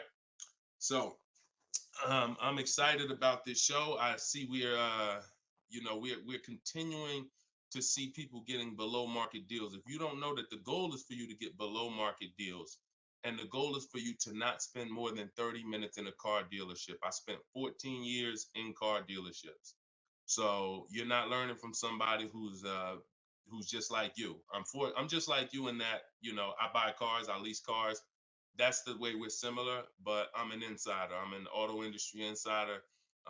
My business for 14 years plus was in car dealerships. So start typing your questions. Let me tag everybody on Facebook and let's get down to business. Okay, whenever we get the first one, Dolan will put it up. Let me just tag my people here on Facebook. All right, there we go. Okay, what's up, Skinner? Good to see you. What's up, Angel? What's up, Jill, man? Good to see you. Yep, what's up, Jason? Great to see you. All right. Brother said he's been doing it. Oh, what's up, Auto Advisor? Good to see you. Absolutely. All right, y'all got to type fast. I know you probably, and try not to make your questions long. Try to get all your question in one shot, but try not to make it too long where it can't fit in. All right, this one's from TikTok. Isaac from TikTok said, best current APR rate for tier A1 credit. So the best APR is always going to come through getting bids. Now I know this is new. This is new to most of you. But getting bids is how you're going to get your best and guarantee your best car deal, your best loan. So I'm going to lay out this process we call the bank bidding war. And if you follow this step, you'll be able to have 10, 15, 20 banks and credit unions bidding for your loan. And then you'll be able to pick the best one. And the way you do this is extremely important, because if you do this right, then it's only going to have the same effect on your credit score as one hard inquiry. So think about what we're saying. We're going to allow multiple people to access our credit with hard inquiries, but at the end of this period, after we get our car, the weight on our score, the effect on our credit score is going to be one hard inquiry. So the first thing, there's 3 rounds in the bank bidding war. The first round is to always check and see if there's any special interest rates or special promotional rates that are being advertised for the car you're looking for. So let's just say you're shopping for a, Kia Telluride. You're gonna now check and see, is there any special interest rates? 0%, 0.99%, 1.99%. All of these rates are like a finance rebate. That means there's no bank or credit union that's gonna beat them. So this is the first round. So if we do get a special interest rate there's no reason for us to even shop for interest rates other than that. Because again, no bank, no credit union is beating 1.99, even 2.99. Now, here's what you have to check when we do that. How long is that loan? Because some people might give you 1.99, but it's only for 36 months. And some of us are not going to take a loan for 36 months because the payment's going to be too high. You might need a 5-year loan or a 6-year loan. So we're not just looking for if there's a special interest rate, we're looking for what is the term. Shout out to everybody coming in. This is our Thursday, April 18th, episode 5, live car Q&A. So we're actually live right now. This isn't a rebroadcast, so you can come on in and start typing your questions. And we're talking thousands over here, not hundreds. Okay, so that's round 1 of the bank bidding war. Now, let's just say we do that and there's no special interest rates. Now we're moving on to round 2. But round 2 comes after we find our car. So once you find your car, no one has touched your credit with a hard inquiry yet. Pay attention. You have not heard me say at any time hard credit pull at all. When you're shopping for your cars, no hard credit pull. Nobody's running our credit while we're shopping. Once we find our best deal, once we find a dealer that's going to sell us the new car for the lowest price, we lock up that car, usually with a deposit, reserve it. And now what we're doing is we're telling the dealership, I'm going to take this buyer's order. You're going to get a buyer's order. You're going to come home. And now you're going to now the second round of the bank bidding war is about to start. You're going to come home. You're going to call your bank if you have one, or your credit union. This is when you're going to let them access your credit. Because if you've ever tried to actually get a bank to tell you what the interest rate would be, like a pre-approval, many of them, and if you've experienced this, I want you to type a 1, many of them will say you need to have a car first, right? If you've experienced that type of 1, you call your bank, hey, I'm trying to get a pre-approval. They're like, okay, well, we need the information on the car. And you're like, well, I'm trying to get the pre-approval so I can go get the car. So that's why we don't follow that process of getting a pre-approval beforehand. Look, Marinette, you've experienced it on Facebook. So when we look at having the buyer's order for the car that we reserved, you have everything you need now. You have everything the bank could want. And you're now going to call your bank, or if hopefully your bank and credit union has a website, you could do this all online. And you're going to get as many approvals, offers as you possibly can. In my book, I list a couple: your bank, your credit union, online banks, Lightstream, community credit union. Everybody who can lend in your state, you want them bidding. This is very important because some of you haven't been trained to see. My job is to not teach you just how to buy from home and make people bid for your business. My job is to show you everyone willing to listen. If you're willing to listen, I'll show you where the hidden money is in your car deal. The money you have not been trained to see, or the money you've been trained not to look at. And the people who have trained you not to look at this money are usually the people that's making the money. So you have to see that one point. Let me give you a scenario here. Let's go to an auto loan calculator so you can see how much money is just in your car loan. Just in your car loan. And we're going to do a couple different interest rates so y'all can take this serious and you'll see why you need to be getting multiple bids for your interest. So if I'm buying a $30,000, if I'm looking to borrow $30,000, let's take $30,000 for an example. Average, pretty good average. Average price of a car is probably higher than that, but let's use 30.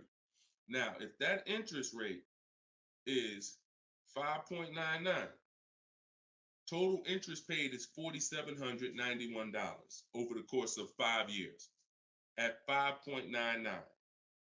If the interest rate is 7.99, total interest paid is $64.89. That's over $2,000 difference. 2 points, $30,000 loan. Now, some of you are going to be borrowing more than that. Some of you are getting $50,000 loans.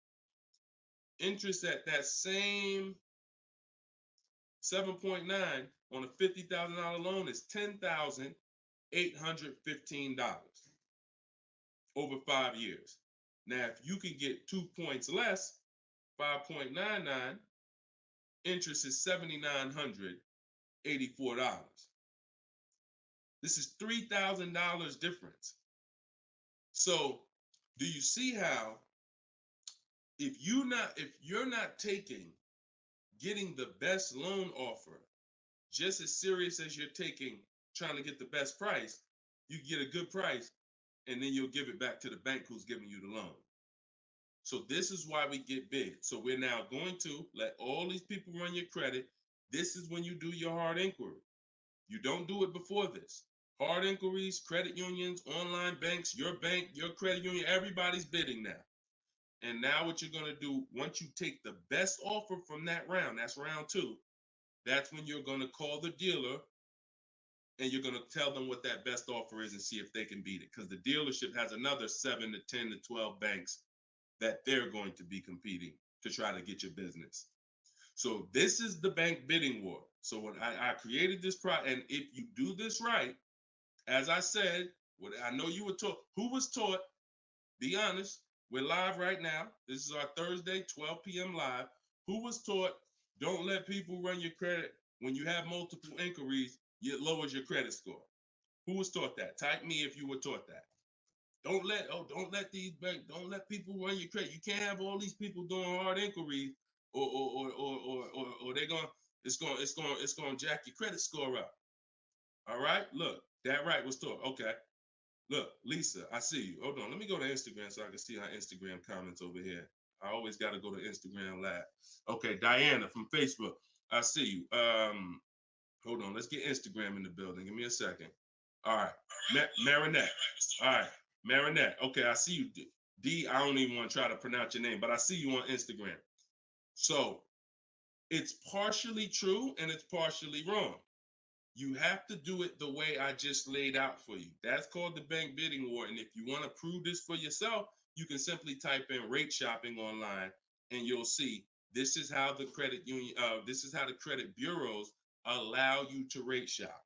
So they'll give you 14 to 45 days to do it. If you do it like I just told you, it'll only take 2 days. 2 days. One day you're doing all your stuff at home. We're getting all our lenders at home to bid. The next day, we're getting the dealers to get their lenders to bid. And then we're making a decision on who got the best offer. So don't ask yourself. I never want you asking yourself. I never ask myself, did I get the best deal? That's a question of disempowerment. That's a question of weakness. We don't want that. What you should be saying is, following this process, I guarantee I got the best deal because I got offers from all these banks. I can't get offers from 15, 20 banks and not guarantee I got the best rate. The way you shop, or you've been taught to shop or programmed to shop, you're only getting offers from one bank, or you're just letting the dealer do it all for you. That's where your buyer's remorse comes from. That's where your skepticism about, did I really get the best rate, come from. So we won't know what the best rate is until we get all the bids. And that's how we do it. So everything that I'm teaching y'all is part of what's in my book, rated 4.9 on Goodreads. It's called Cars from Home, 7 Steps to Saving Time, Money, and Avoiding Dealers. You could keep typing your questions because Dolan's going to pull the next question in. You can put it up on the screen now, Dolan. Put the next question up. But all of you could get your copy for 75% off as long as you get to my website before the 30 minutes expires. This is a welcome offer. Normal price of the book is $97, and it's worth every penny. It's worth actually thousands. But special welcome offer, you get it for 75% off in my TikTok bio, in my Instagram bio, or in the comment section on YouTube or Facebook. Okay, this is Monty from YouTube. She said, my mother's looking to start a new lease soon, but she only drives 5,000 a year. What's the best option? Low mileage lease if she's not keeping the car. So if she's not keeping the car, Monty, watch this. I run this scenario a lot, and I want y'all to, because some of you, you were taught never to lease. If you stick around this channel long enough, you'll see probably within minutes that that's some of the worst advice that you've ever listened to. If you don't keep your cars 8 years, so we'll talk about that. And we show examples. It's not even up for debate. People who try to debate it, they're emotional and they're tied to old advice. So once you have decided you're leasing, which means I'm not keeping my car 8 years, I want to avoid that depreciation, then I need to be shopping for aggressive lease deals, because it's the short term. Again, this is another unseen expense, depreciation. This is why, look, when you buy your car today, you buy a $40,000 car today, you try to take that car back to the dealership a month later, what's it worth? You try to take, you buy a car today for $40,000. You try to take that car back to the dealer a month later. Is it worth $40,000? Right? No. A month. You might have even not, you might have not even driven it. But that's the way depreciation works. You don't have to drive the car. In fact, here's another scenario. You could park the car outside your house for a year. You buy it for $40,000, park it right outside your house, don't even touch it. Just start it every now and then to keep the engine running. You come back a year later, that car is not worth $40,000. It's worth probably $32,000. Dang, how did I lose that much value and I didn't even drive it 1 mile? Depreciation. That's called the unseen expense. So whenever you hear me talk about the unseen expense, it's depreciation. So your job is to find the strategies, which is what I teach, to make sure you avoid the depreciation hit. So if you buy a car, Monty, even if she doesn't drive it, even if she only drives it 5,000 per year, 5,000 miles a year, like you're saying, she's losing value. And what she's doing when she replaces the car is she's hoping she could get some of that value back that she lost. It really never happens. Who understands that when you go to trade your car in, you never get what you really thought you were going to get for the car, right? Now, I'm going to ask you a question. Everyone who has a car outside that's 10 years old or more, 10 years old or more, type me in the comments. Matter of fact, let me know how many years you've had the car. That's a better one. Type how many years you've had the car. And for those of you who just came to the show, this is our Thursday, 12 p.m. live show. We're actually live right now. This isn't a rebroadcast, although we do rebroadcast these shows throughout the day, all day, so that you can actually catch up, watch the replay. But this is our time. We're live Monday, Tuesday, Thursday, and Friday, 12 p.m. and 3 p.m. Make sure you're here. If you want to engage with us, make sure you're here. If you want to tell your friends, this is the time to be here.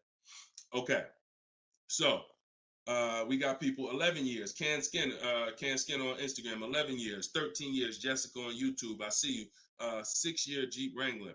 Well, I wanted to hear from people who are longer. 2018 Sakia. So, all right, 15 Tahoe. Okay, I'm talking about the people who've had a car 10 years or more. One thing about you that listen, are y'all worried about how much you're really going to get for that car? Are you overly worried about it? Most of you are going to say, no, not really. It's worth a couple thousand, but you've used most of the value. You understand that? Look, Big Meek said I got 08 4Runner on TikTok. So we understand when you have kept your car long term, I'm not concerned with resale value much, because my whole goal with having this car was to use up most of the value. So that's what you do if you're a buyer. If you're not going to get to this level, this is what I'm telling you, that you are now losing because the depreciation of your car is the highest in the first 5-6 years. So in order for you to win, you have to keep that car, what I call the 8-year rule, 8 years. That's when the depreciation starts to level out, where you're not losing value like this. And so regardless of how much you're driving, that's not the key. That's not the key. Monty's mom is driving 5,000 miles a year. Who's a high mileage driver driving more than 18,000 miles a year? Type HM. I want you to know, I want to cover all the bases for this question here. Oh, what doesn't matter whether you're a high mileage driver, low mileage driver, it has nothing to do with how much you drive, because that's not what's killing you. It's the depreciation based on the time you have owned the vehicle. And if you're not keeping that car 8 years, you should be shopping for aggressive leases. Now, before we go to the next question, I'm going to show y'all an example of why it is impossible.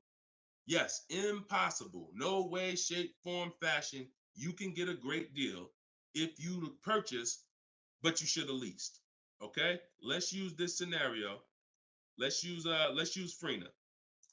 Let's use Frina as an example. So Zafrina, she picks up, and you can see this date. She's recent. This is just, not too long ago. So Frina gets a $65,000 Jeep Grand Cherokee. She uses my system. You can see she uses the Cars from Home system, where she gets bids, multiple bids. We get at least 5. So don't look at this price and be like, oh, Deshone, that looks incredible. Yeah, that's because we get this through bidding. You get the best price. That's what we do here. So stick around, you'll understand if you're new to the show. But she's paying $579 a month for a $65,000 Jeep Grand Cherokee. Just so we can, let me level this out for y'all. If she pulls up to someone who decided to purchase because they didn't understand leasing, or they was taught never lease, so they're going to go in, they want that same truck as her. Let's just assume they got a ridiculous, how much is a great discount on this Jeep? I want to use your numbers. Type in the comments, what do you think is a great deal, a great discount? She go in just don't be realistic though. Somebody walk in, she going and she looking at this $65,000 Jeep. Somebody's going to purchase it though. What would be, because I want to show y'all that even at the best discount that you could name, realistic though, you're still going to lose if you purchase compared to somebody who leased. Go ahead, throw some numbers out. What's a big discount? Okay, look. All right, I'm going to make up a number because it's like, okay, 600. No, not a payment. Not a payment.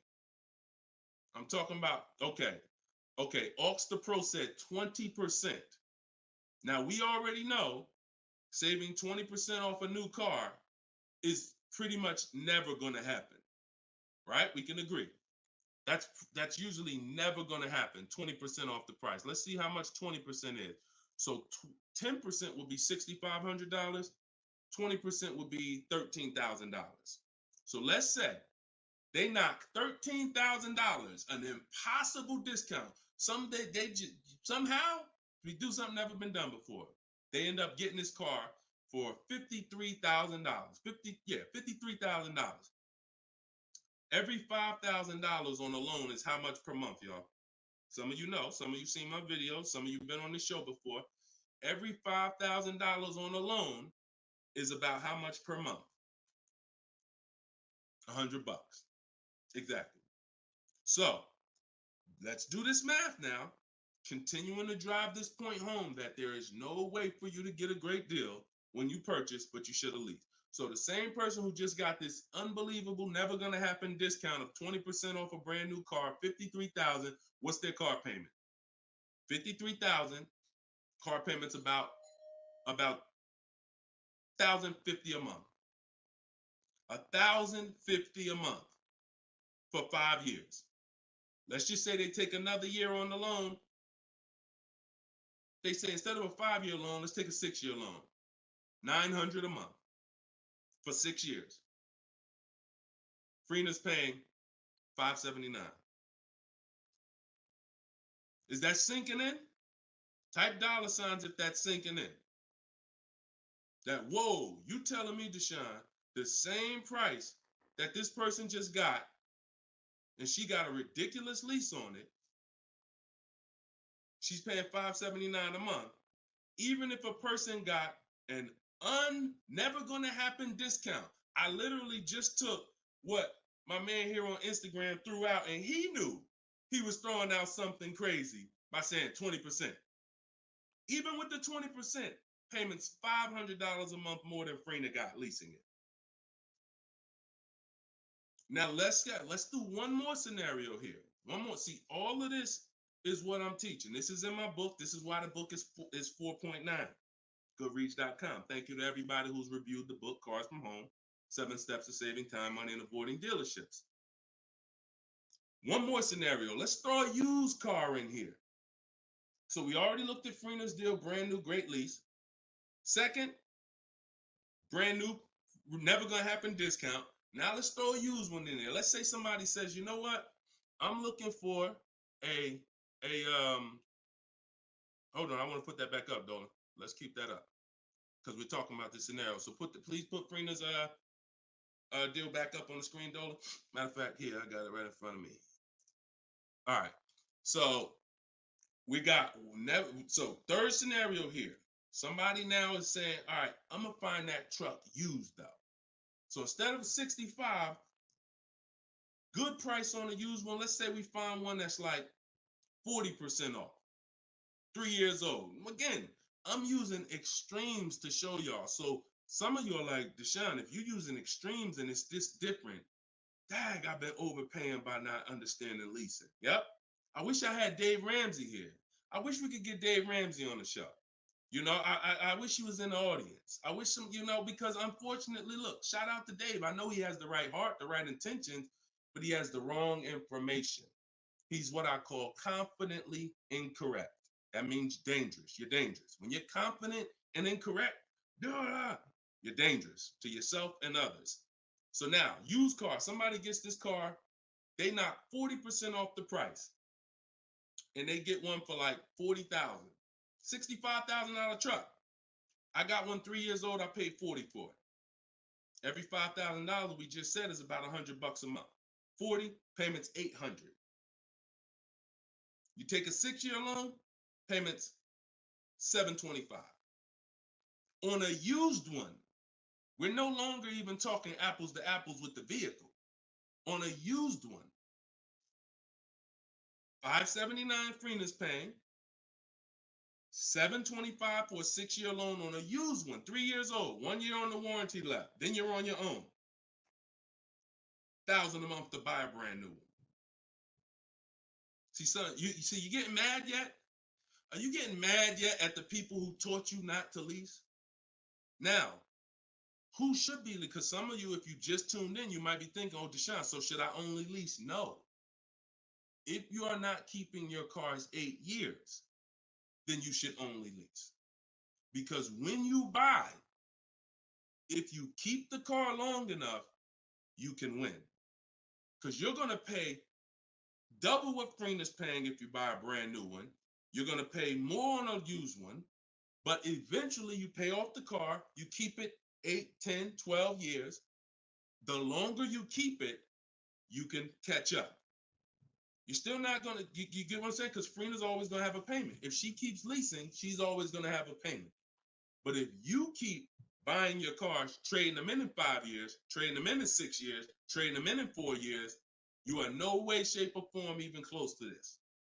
You're thousands and thousands of dollars away. There's thousands of dollars more every year coming out of your bank account than someone who understands leasing. Yeah. Tell your parents, tell your cousins, tell your brothers, tell your spouse. This is what I've been ranting about for years, trying to get you to understand. That's why I say there's no way to get a great deal if you don't understand. If your deal's on the wrong foundation, no way to get a great deal. It's impossible, no matter how much you save on the car. Okay? So yeah, we go deep on that today. Good. I'm happy we got a chance to go deep. All right. I see a lot of people typing $signs. You understand. All right, Dolan, shoot the next question up. Skinner, I see you on YouTube, man. It's real. It's real. This is what we do, man. I'm glad we gotta look. I'm the bad news first person, so don't think I gotta share the bad news first, and then but I'm also giving you the olive branch to like you can change this. You can start doing things different. You can start shopping different. You can learn how to make these people big. So go ahead, shoot the next question up, Dolan. Let's keep them coming. We're Thursday. We're live right now, y'all. So if you just jumped on the show, this is our live 12 p.m. show. Type your questions, and can y'all tap the screen on TikTok? Can we shoot those likes up? Can we? If you're gonna spend time with us and you're getting value out of what we're doing, I need everybody who's getting value hit the like button and start tapping the screen if you're on TikTok just to show that. Run those likes up. All right, I see it. See y'all lighting it up already. All right, Facebook, James. I'm an old school guy that was told not to let anyone run my credit. I'm not even sure how to download your book. Maybe you could walk us old timers through the process of downloading it. Unfortunately, I teach an online system. I'll be the first one to tell you my system's online. My system's right here in front of a computer. I've worked personally with probably 1,600 people personally in my coaching program since 2021. They got to know how to use a computer. I've had older people who get their children, who get their grandchildren come because and sorry y'all, my eyes are watering. I got a little something trying to jump on me, but we good. But I would be lying to you if I told you this isn't based on because we use copy and paste systems. You're sending emails. So that's one thing I can say. I wish I could, tell you otherwise, but if you want to use what I teach, I mean, now I've had people who get their grandchildren or get their children because my system to get great deals only takes 90 minutes. It only takes 90 minutes. That's why when you go to the page and you see my book, a lot of you are going to see the first thing I say on my website is this will teach you how to get below market deals in as quick as 48 hours.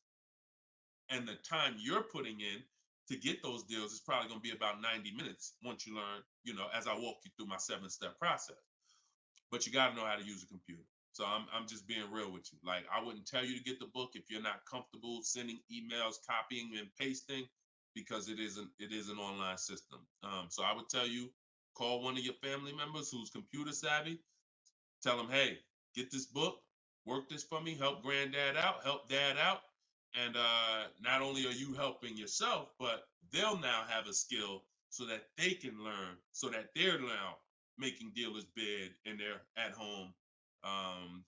That's just me being as honest as possible with you. All right. Great question, though. Great concern. Skinner, what's up, my man? Skinner from YouTube. Deshone, what are the bank necessarily looking for different from what the dealership is? Banks want to lend. So think about where you're at right now. Skinner from YouTube just asked, so what is the banks necessarily looking for different than the dealerships? Banks, there's more banks around us that would want to lend us money to buy a car than we know about. So wherever your zip code is, the reason why I want you using the bank bidding war, which I laid out at the beginning of the show, if you just jumped on, you want to go to YouTube, you want to watch the beginning of episode 6, and I break down the bank bidding war. If you don't have my book, if you have my book, then you know the bank bidding war. Now, it's about letting the people who want to bid, because the dealers, here's the difference. It's your positioning. When a dealer knows you don't have any leverage, you haven't shopped bank offers, you're basically waiting for them to tell you what their bank said. Here's usually the conversation. What is the most interest? What is the highest rate you think they'll take? What is the highest rate that we can actually get them? And it might be 6.2, but at 6.2, we make some nice money on the loan. But that's not the best I could do. But I'm not going to give them the best I could do, because what sense does that make? I'm going to give you the most you're willing to pay. So if I go out and say, look, we got you 6.2, your payment's this. If you don't fight them, then that's what's going to happen. But when you have offers, now what you're doing is calling them and saying, look, I got 5.79 from my credit union, or 5.79 from this online bank. If you could beat it, then I'll give you the business. Not only does this make for a good relationship because you're giving them the opportunity versus saying, oh, I'm not letting you get the opportunity. This person has 7, 10 banks. You give them an opportunity, and this is how you guarantee the best rate. So it's not about they're looking for anything different. It's about positioning yourself so that the dealer is now trying to beat the rate you got versus what I just laid out 60 seconds ago when you don't have a rate in the conversation they're having. Leverage. Leverage. All right, that's the difference. One gives you major leverage to guarantee you're getting the best offer. One, you have no leverage, and so there's no guarantee, and you'll always drive wondering, man, could I have gotten a lower interest rate? That'll always be in the back of your mind. So we want to eliminate that. All right, great question, Skinner. Go ahead, Dolan. Next one. I don't see too many questions coming in on Instagram. Instagram, where y'all at with your questions today? We getting questions from TikTok. I see a lot of them. Let's go. Oh, there's one. Okay, Body by Michelle. When buying a luxury car with cash, when should I let the salesperson know? Okay. The process of what we teach doesn't change doesn't matter what you're buying. We've had people get Maseratis, get high performance BMWs. I know this works because bidding just works. So the first thing you have to do, Michelle, is realize I need to get at least 5 offers, because we're so concerned with how we're going to pay for the car that we're not thinking about which dealer is going to sell us the car for the lowest amount. Now, some of you may have been taught every dealer has the same price. I got this clue when people started saying things like Nissan doesn't have good deals. Hyundai, the deal on the Hyundais right now are terrible. That's either coming from 2 things and they're both wrong that I want you to stop today. Looking at advertisements, commercials, because some people say, Deshone, I look at that. The commercial says that, I got to put down $4,000 if I want to lease that vehicle. That's an advertisement. It's not a deal. It's a custom thing they put together that they want to present to the public. It's not a deal. When you look at what I just showed you with Frina, when you look at Danielle's lease on her Audi A3. She's paying $550 a month, $44,000 Audi A3. She only put her first look. This is her words. Due to circumstances out of my control, I had to lease something quickly. So my program, I told you, as quick as 48 hours, you can get below market deals. This doesn't take days and days and weeks. I took the course last weekend, did all my emailing back and forth because she's in my video program. So I do have my book, and then I have that same book in a video program. You pick. Now, finalized the deal on Sunday, was finally able to pick it up. This is the details. $550 a month, first payment down. Included maintenance, gap insurance, all fees, taxes, registration, 12,000 miles per year. MSRP was $44,000. If we saw a commercial, or if we went on Audi's website right now, that is not what they're advertising for that car's lease. They're probably advertising $479 a month with $3,700 due at signing, plus tax and fees, which would end up, if you wanted to get to this payment, you probably need $5-6 grand up front. That, I'm telling you, stop looking at commercials. Those are not deals. We don't look at commercials to dictate what the deal's going to be. Nothing that I'm ever going to show y'all that people are learning from me is ever going to match a commercial. Second thing that people might be looking at when it comes to what they deem they can get for a car is going into one dealer. That's it. Going to one dealer. What's the price? Oh, wow, that seems high. That's higher than I thought it was going to be. And leaving saying, oh, man, Nissan don't got no good deals this month. No, that Nissan dealer doesn't have good deals. And again, you have no leverage. So the first thing I want you to think about, Michelle, is changing the way you shop so that you can forget about how you're going to pay for the vehicle. First paramount thing is to make sure that I'm getting 5 offers, because we've done the statistics. I got people all around the country shopping that report to me. 80% of dealers are overpriced. I'm telling you numbers that I don't want you to ever forget. 80%. That means out of 100 dealers, 80 are overpriced. 20 are the great prices.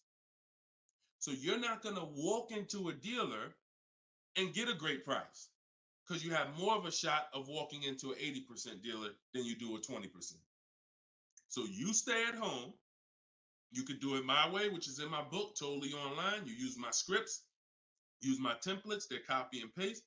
Or if you want to do it your way, you can call around and get several quotes.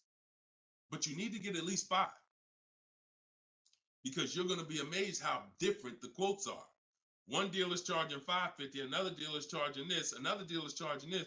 Hey, that's a $5,000 difference. That's the way it should be. That's the way it should be. Okay, so that's what you focus on, Michelle. Forget if you're going to pay cash, keep that in the background. People walk into a dealership all the time. You see it on internet. They make videos about it. Oh, I'm walking in, man, about to get this Lamborghini. Yeah, I want that black one right there. Boom. All right, write him up. Let's get him out of here as fast as possible before he realizes what he needs to ask. Okay, and he don't want to look like he's negotiating. You're going to overpay all the time. People celebrate the cars, but they overpaying for them. So don't focus on how I'm getting the car. Focus on, let me get these offers so I can make sure I get the best price. Once I get the best price, here's the cash. Okay? Great question. Shoot the next one up, Dolan. We're live, y'all. This is our Thursday, 12 p.m. show. We'll be live for about an hour. So we're going to try to get through as many questions as possible, but I don't like to give short answers. And for those of you who like to shine, I want all the answers in one spot. That's in my new book. It's a digital book. It's called Cars from Home, 7 Steps to Saving Time, Money, and Avoiding Dealers. And you can get yours, have everything I teach in one spot. If you get the 75% off price, it's $24. It'll be in your inbox in 5 minutes. You can get it in my TikTok bio. You can get it in my Instagram bio, or on Facebook, YouTube. We got a link in the comment section for you that you can get your copy at 75% off. But it's only for 30 minutes. Once the timer expires, it does go back up to the $97 price. Okay, YouTube, Hanako. Sorry, hold on. Eyes water, I'm sorry. All right, YouTube, Hanako. What if you guess incorrectly on what your yearly mileage will be for a lease? Can you renegotiate your lease if you will go over the mileage? So some brands will let you buy mileage before the lease ends. So you can buy them, but I think BMW has it where you can buy the mileage for like 15 cents, but you can't be within like the last 3 months or last 6 months, something like that. So everybody, if you do have that option, you want to call your leasing company and you want to see. But I teach to estimate your miles. Like I have a chapter in my book. It's not even a chapter. It's like a little section called Choose Your Mileage Wisely, where we walk you through the math. Now, sometimes lifestyle changes. You were working 10 miles from home. Now you're working 30 miles from home. That's understandable. What I like to do is we always do an equity assessment. Who has a lease, but you didn't know you could sell leases? Type a question mark. If you did not know that you could sell a lease, I want you to type a question mark in the comments, because you need to get familiar, and every one of you who are going to be replacing your cars, whether you own it, lease it, anything, you need to get familiar with what we call an equity assessment. Yep, I see a lot of you. So a ton of you have leased cars and you didn't know that you could sell leases. So imagine how much that's cost you so far. Again, I'm the bad news first person. If you dropped off a car without seeing if there was any equity, then you certainly, I mean, there's no guarantee, especially, but if you dropped off a car 2020, 2021, 2022, oh, you most certainly, there's a good chance you had equity because everyone did. And it was to the tune of, 5,000, 7,000, 10,000. If you had a truck, some of these trucks, $10,000, $12,000 checks people were getting. Now those big checks are over because that was a limited inventory thing where resale values were so high. Almost everyone had equity. But you need to make sure you're not leaving 1,000, 2,000, 3,000 on the table in this market. In a normal market, we always do an equity assessment. So if you're going over your miles, you want to do an equity assessment to see if you can sell it. Because if you sell it, you're out of it, and you can just go lease a new vehicle. But so the equity assessment is you call your bank, you get your payoff. You go, once you have your payoff, you want to ask them. It's only for leases. This question, the second question is only for leases. Do I have a third-party restriction? If they say yes, you just need to make a note of that. If you don't have a third-party restriction, and there's several brands that don't, Chase, Toyota, Mazda, there's still a couple leases out there that don't have third-party restrictions, then you're going to go and you can sell to any of the online bidders, highest bidders. You get all these offers. And look, let me be clear on when you should be doing this. Before you ever think about shopping for a car, you gotta take care of your equity. You shouldn't be shopping for a car and then saying, all right, now let me check and see what equity I got. Because now if you don't, you need to know that up front, because if you have $3,000, $4,000 of equity, that matters going into your budget. Maybe you want to apply it to your next deal. Maybe you want to put it in your bank account, but you need to know about it early. That's why it's the second step in my system. I got 7 steps. Equity assessment is the second step. As soon as you think about getting a new car, your first question should be buy or lease. Should I buy or lease? That means, am I keeping the car 8 years or not? And then the second thing is equity assessment, because that's going to tell you your positioning with your current car. So once you get your payoff, you go to the Carvana, CarMax, Driveway, and you look, you do what you want. I would not suggest you be lazy in this. This takes 20, 25 minutes, and this is your money.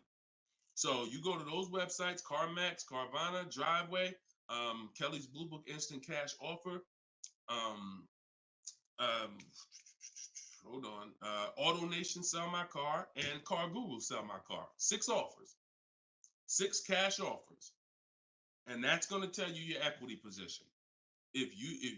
That's once you know that, because some of you are going to do that and find out you got negative equity. Now you have to plan accordingly. Some of you are going to do that and find out you got 4,000 of equity. Now you got to plan accordingly. Some of you in leases are going to do that and find out you have no equity, in which case, okay, I just need to wait until my lease is up. I can't get out early. But so the equity assessment tells you how you can move to the next step. Okay? So that's what you focus on. That's what you focus on at this particular step. Okay? Go ahead, shoot the next question up, Dolan. All right, we're getting a lot more. I'm gonna try to go faster, but go ahead, shoot the next one up, Dolan. This one's Instagram. That's my man that I said I didn't want to butcher your name. Might even be a woman, so I'm not even gonna try to pronounce the name. But my lease is up in 6 months. I would like to lease again. Is my current lease gonna hurt me when trading it in? Equity assessment. I'm glad you asked that. Equity assessment. That's the game. That's the game. See, those are the questions that gets answered with the equity assessment. Is my lease going to hurt me or help me? Do the equity assessment, and you'll know. Now, if you have a third-party restriction, then we can't sell direct to these online buyers. We have to sell to a local car dealer of the same brand. So I have a script in my book where I walk you through talking to used car managers so that you can actually sell your car locally to them. You're selling a 2 or 3 year old car, usually good mileage for most. We need to sell that car to a local used car dealer, but we are still getting bids. We're not walking in. This is what a lot of people did. You may have did it. Man, I got a third party restriction. I'm gonna just walk into the dealer. Hey, yeah, look, I know I got equity. You don't realize how you're making it hard for someone to even help you because you don't know how much equity you got, and now you're coming in and you're not really saying what you know. When you're at home and you're talking to managers, you're talking to people and getting offers for that car, you can speak intelligently. And we only talk to used car managers in those cases. But that's only if you have a third party restriction because some people, another thing they were doing is buying their cars and then turning around and reselling them. Reason I never do that is because and nobody who's listened to me, even throughout the pandemic, I don't think we had one person do that, is because when you buy, you pay taxes, you pay fees. So yeah, if I had 5,000 in equity and then I buy the car and resell it, and then I pay 4,000 in taxes and fees, by the time the title gets to me and all of that, I might break even. When we sell direct to a used car manager or a local dealership, we don't pay those fees. So although they might not pay, they're not going to pay as much as CarMax, Driveway, and any of these online bidders, we still get offers from them because we don't have to. They're not going to pay those fees. We're not. Those fees aren't going to come out of our profit. Okay. Equity assessment. Again, D. I'm gonna just call you D. Go ahead. Next question, Dolan. Exactly.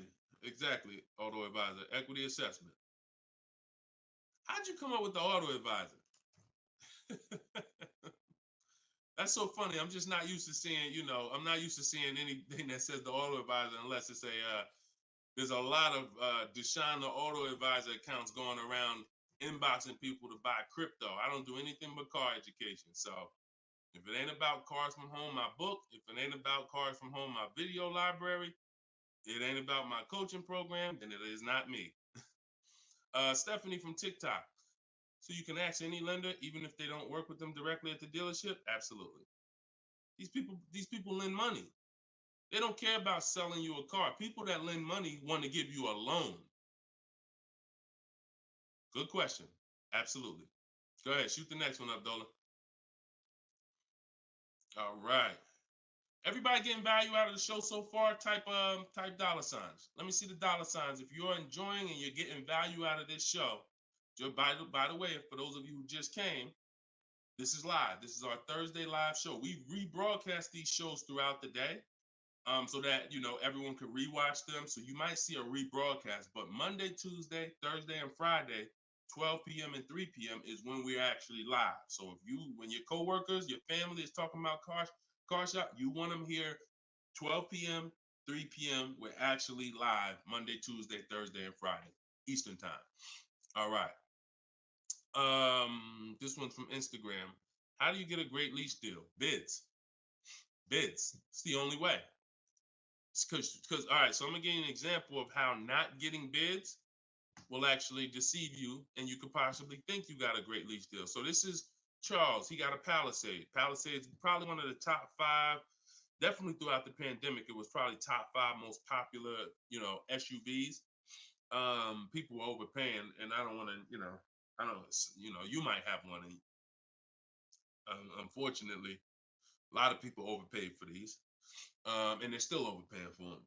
So he reached out to 3,500 dealers. Now he used my system. So this probably took him about 25 minutes.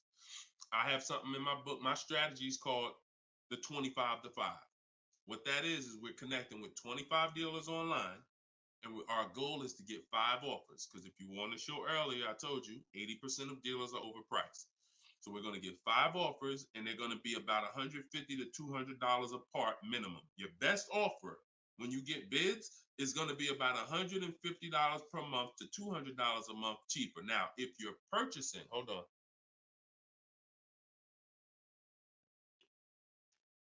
All right. Now, if you're purchasing, you're going to see, for those of you who are buying new cars, because we have several people that do that, you're going to see that there's about a $5,000 difference minimum between your best offer and your worst offer. So let's say I was buying this Palisade. When I get my bids, my best offer to my worst offer is going to be close to $5,000 difference. That's when you know you're doing it right. because we get below market car deals. Some people get market value car deals. Some people pay above market value car deals. Depends on the skills they have. So he got bids. He did this, used my system. Took him probably 30 minutes to reach out to 35 dealers, maybe 25 minutes. And he got 10 quotes. Offers range from 1.23 to 1.66. Now, that's what that's what I'm telling you. The 1.26 lease that he ended up getting a 1.23 because we always send a counter offer. I have a calculator in my book where you put it in. We must send a calculator.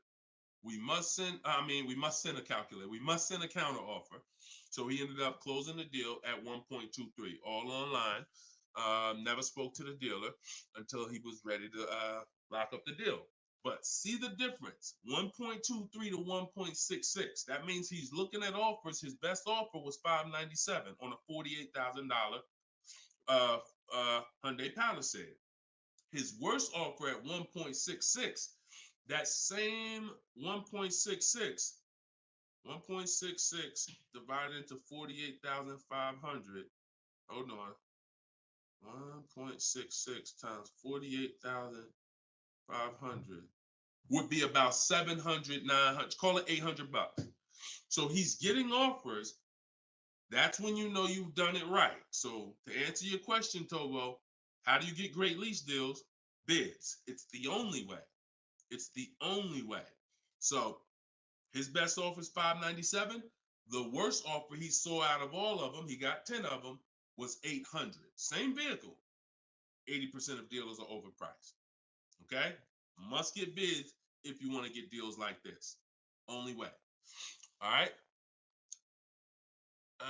Shoot the next one up. Now, look, hold on real quick. I want to say one more quick thing. Until you get bids and you have enough bids, you might think you got the best deal, but you just don't know what the best deal is. See, you're going off your gut. If you're going off your gut, look at Kimberly. Kimberly saved $20,000 on her Maserati. It's a $91,000 vehicle. She posted, the one she ended up getting was 91 because a dealer near her ended up beating this offer she had, but it was an $86,961 Maserati. They offered it to her for $66,261. So they're taking 20 grand off. But she had offers that were 10 grand off. She had offers that was 12 grand and 8 grand. And if she would have tried to assume, well, damn, 8,000, that feels good. I mean, shoot, brand new Maserati, taking 8,000 off. That gotta be a deal. See how much money she would have left on the table? See how much money she would have left on the table? So we cannot assume. We get multiple offers. We look at the lowest one. That's how we guarantee. All right? Go ahead. Shoot the next one up, Dolan. Great questions today. Great questions. Let's go. All right. We got Emo on YouTube. I test drove I'm test driving an MDX soon. Okay. I test drove an MDX as soon as we finished. They tried to get me to run my credit.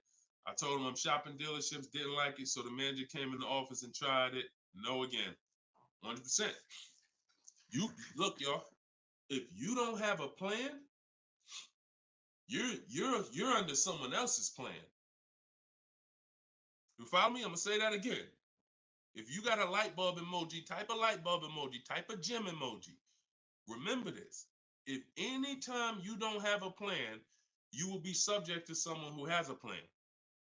And there's nobody that has a plan like car salespeople. We know what we're doing. We are not trained in much. We're not trained in finance like we should be. We're not trained in buying versus leasing like we should be.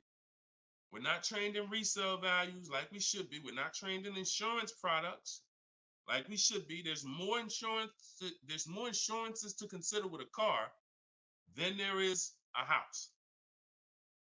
Kid you not. Extended warranty, that's an insurance policy.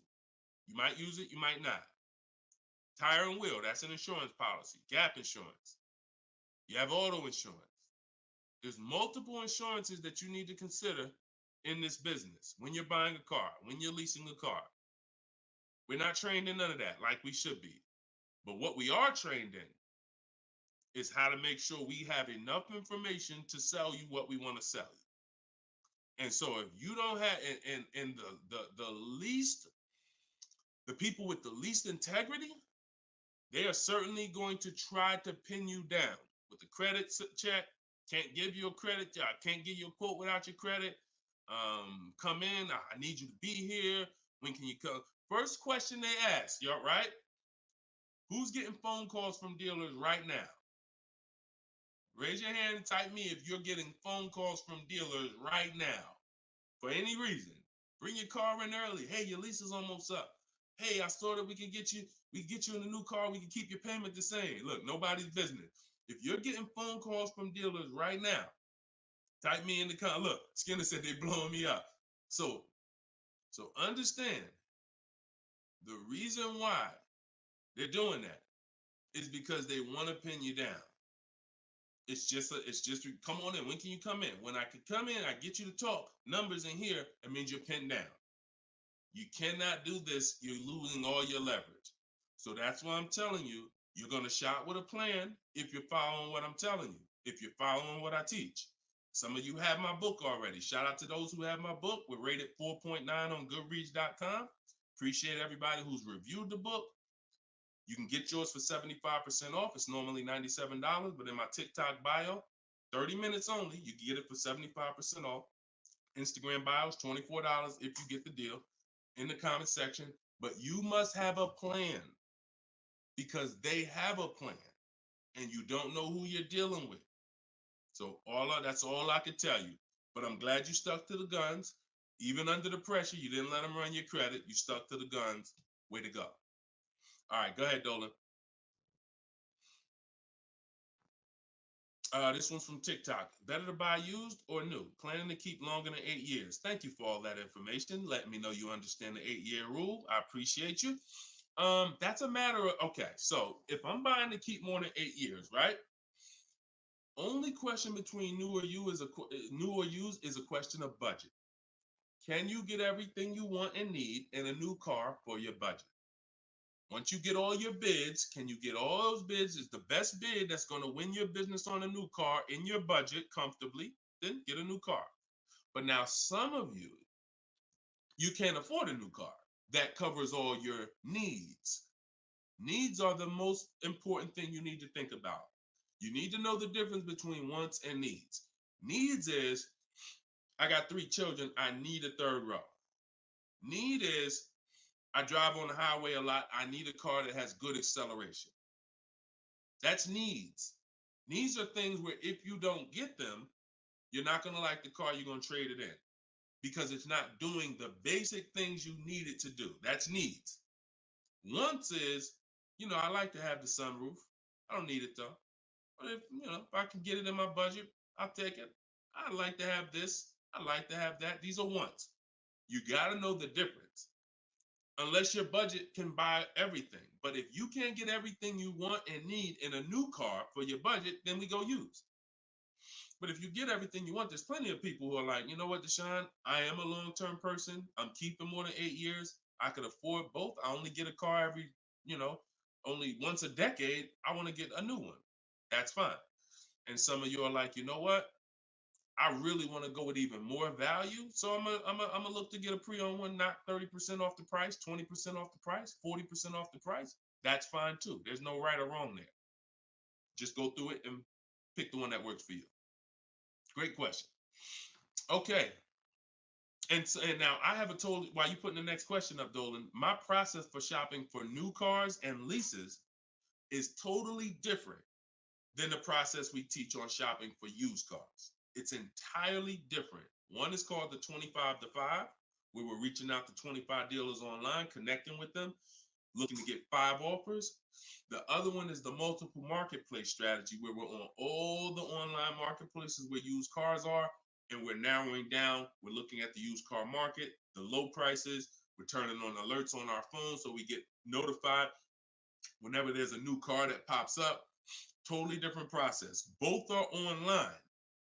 But with a used car, we cannot do 100% of our transaction online. Sometimes with new cars, we've had people who never left their house. They just went to test drive the car and everything was done online and the dealer delivered the car to them. That's fine because it's a new car. No one drove it. With a used car, we must test drive. So we can only do about 90% of our process with used cars online. 10% has to be in the dealer. Okay. Miss Dollface on Instagram. When is the best time of the month to purchase a car? There is no best time. And I'm gonna tell you why. I know you probably what's the time that you've been taught? I want to hear from you. Like go to your keyboard right now. What is the time that you've been taught is best during the month to buy a car? And we got a bunch of people on here, a bunch of different people. Tell me the time that you've been taught is the best time to buy. And then I'm going to tell you why that's not the best time. Right? And I know what everybody's going to say. We all going to say the same thing because we were all taught. Well, now I can't say we because I was in the business. Exactly, HBD, end of the month. Cherie said November. Tothy on Instagram, end of the month. Look, Skinner, around the holidays. So your answer, Skinner, was about the same as Sharice, November, coming into the holidays. Now, I want you to picture any other business because what I'm trying to get you to see is that you are taught, programmed to shop for cars different than you shop for everything else in life. Everything else in life, because if you had a business where every single time at the end of the month, just dozens and dozens of people just came into your store because that's what the marketing did. Are you more, and let's really use some real terms here. Are you more desperate to sell something when the store is packed? Or are you more desperate to sell something when the store is empty? See, I want to tell you a story. If I could get you to continue to keep these stories in mind, it'll answer your questions. Now, obviously, everything's in my book. Some of you have my book and you understand all of this is laid out for you. But even as you're listening, I want you to grasp concepts that you're going to see.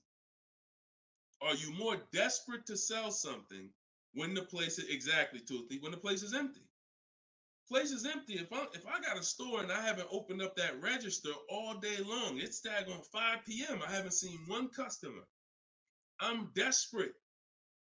But if the store is packed, man, I ain't thinking, what are we giving deals for?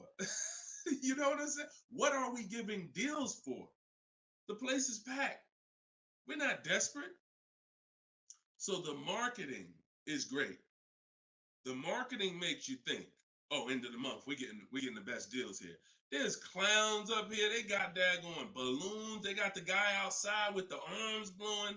They got signs everywhere. This is what the place is a carnival. Why do we need to give away these cars? No. You don't want to be sitting next to somebody and Jim drives off with a car and Jim, like, all right, man, have a good one, man. Yeah, you here too, man? We was here the same time. Great. Yeah, man, I'm going. And you sitting there and you going to say no to a deal. Salesman looking at you like, hey, look, do you want it or not? Because, we're real busy. It's people waiting in line. You let me know. So it's the pressure. It's the like. So I say that to say what you've been taught, the holidays, the end of the year, sounds good, but you're much more likely to get a deal when there's no one in the showroom. The 10th of the month, the 2nd of the month, place is dead. And I like to make sure you're positioned. So what I teach is something you need to have 2 dates in mind. 2 dates. Every time you're shopping for a car, I teach you need to know these 2 dates. The as soon as date and the no later than date. The as soon as date is the soonest you can buy a car. Soon as you can buy a car, as soon as date. You're not in the market until your as soon as date is today. Step 5 in my process, my 7-step process is in the market, getting offers. I can buy something today. That's my as soon as date. My no later than date is my deadline. Now you have to know these 2 because the time in between is your leverage. So let's just say my as soon as date is today. I can start looking at offers. But my no later than date, I got 2 months. 2 months. I need to have a car by this time, 2 months from now. That's my deadline. I got all that time in between to say no. I got all that time in between that when I'm contacting dealers, when I'm looking at inventory, I can look at trends. I can see are the prices dropping. I can have alerts on my phone, getting access to the new inventory. This is our process. So some of you are like, Deshone, I need a car in a week. Well, you still have a as soon as date and a no later than date. 3 days, soon as date, no later than, doesn't matter. So you have to know these 2 dates because in between is your leverage, which is why I don't want you emergency shopping unless it's an emergency. Okay? I don't want you emergency shopping. Don't get into the habit, don't stay in the habit of emergency shopping. Oh, I'm gonna put it off to the last minute, and then, oh, I gotta go into the dealership. Oh, I need a car this week. All of that is working against you. Now, if you can still get, in fact, when you go to my website for my book, you'll see it says below market deals in as quick as 48 hours. But the more time you have, the more time you have to say no. Programs change every month. You see deals change, lease programs change, rebates change. And so when you have inventory changes, so if you're looking for a black or blue car, all these dealers don't have one right now, but they got one coming next month. You can, that's fair game for you because you have time. So these are all the benefits of getting in the market 3 months early and learning how to look at the deals. If there's a great deal now, we jump on it. If there's not, okay, I'll look next month. And that's what I did when I got my mother's lease on her Mazda CX-5. October, I was looking at the deals. I didn't like them. Got all my offers. I said I didn't like them. Now, the great thing is I made contact with all these dealers. So they know. Now I'm following up next month. Hey, just checking in. How's the deals looking for this month? November, didn't like them. 3rd month, December, got the deal I liked. Wrapped it up. So don't always think time is an asset.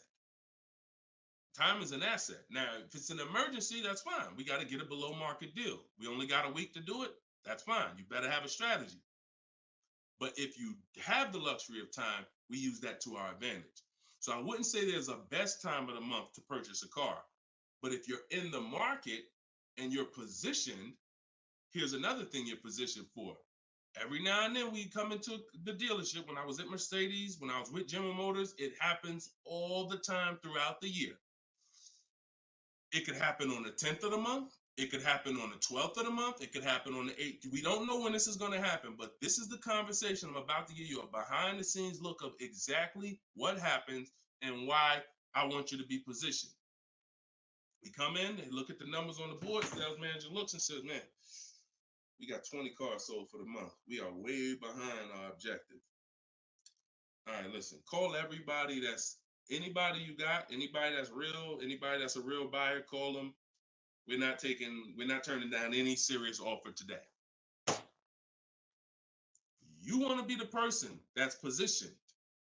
Hey, Jackie, and they're usually emailing us because we don't talk to, nothing that we do requires talking to salespeople. So if you email, hey, Jackie, hey, it's Ray over at such and such. Were you still looking for that car? Have you found it yet? No, okay, I know the quote I gave you before was $550. I know you wanted to be here, but my manager said, listen, we'll take any offer today. We really want to move a car. See, you were taught that only happens at the end of the month. It doesn't. You got to be positioned. You got to be positioned. And so that's the luxury of time. So this is what it is, y'all. I want you shopping with a strategy. This is what I want you shopping with. All of this is in my new book, Cars from Home, 7 Steps to Saving Time, Money, and Avoiding Dealerships, learning the science of making dealers and banks bid for your business while you sit at home, getting below market car deals in under 90 minutes. And you can get your copy for 75% off in my TikTok bio, in my Instagram bio, or you can click in the comment section on YouTube and Facebook. We got a comment pin for you guys. Or if you're watching us on TV, you can scan that QR code with your phone. Get your copy, use it, use everything in it. I walk you through everything in there. Leasing is in there step by step. Purchasing new cars in there step by step. Purchasing used cars step by step. High mileage drivers, I got 2 strategies for you. If you're a short-term high mileage driver, everything's in there step by step. If you have credit issues, I walk you through step by step. So get your copy. We are back live for episode 7 at 3 p.m. And well, like I said, this is not a rebroadcast. We do these live shows Monday, Tuesday, Thursday, and Friday, 12 p.m. and 3 p.m. So we'll be back for our next segment in a little bit if you want to join us. If not, tell your friends about us, and we look forward to it. We always look forward to the people who are ready to change their life, empower themselves, stop shopping like desperate victims, begging people to help you, begging people to give you a car, begging people to help you. Please, can I get no money down? Going in with wrong information. Down payments are illegal. All of this stuff that is just totally terrible. It's no other way to put it. It's just terrible. I want y'all shopping different. I want you empowered. I want you in control. I want you leaving a dealership guaranteeing I got the best price. Sending me email, Deshone, look at this deal I just got. I got all these offers. Look at this used car I just got. I got 40% off the brand new price. That's what I want you emailing me. Empowered, and that's what we're going to get to. God bless y'all. I'll see y'all on the next segment. Shout out to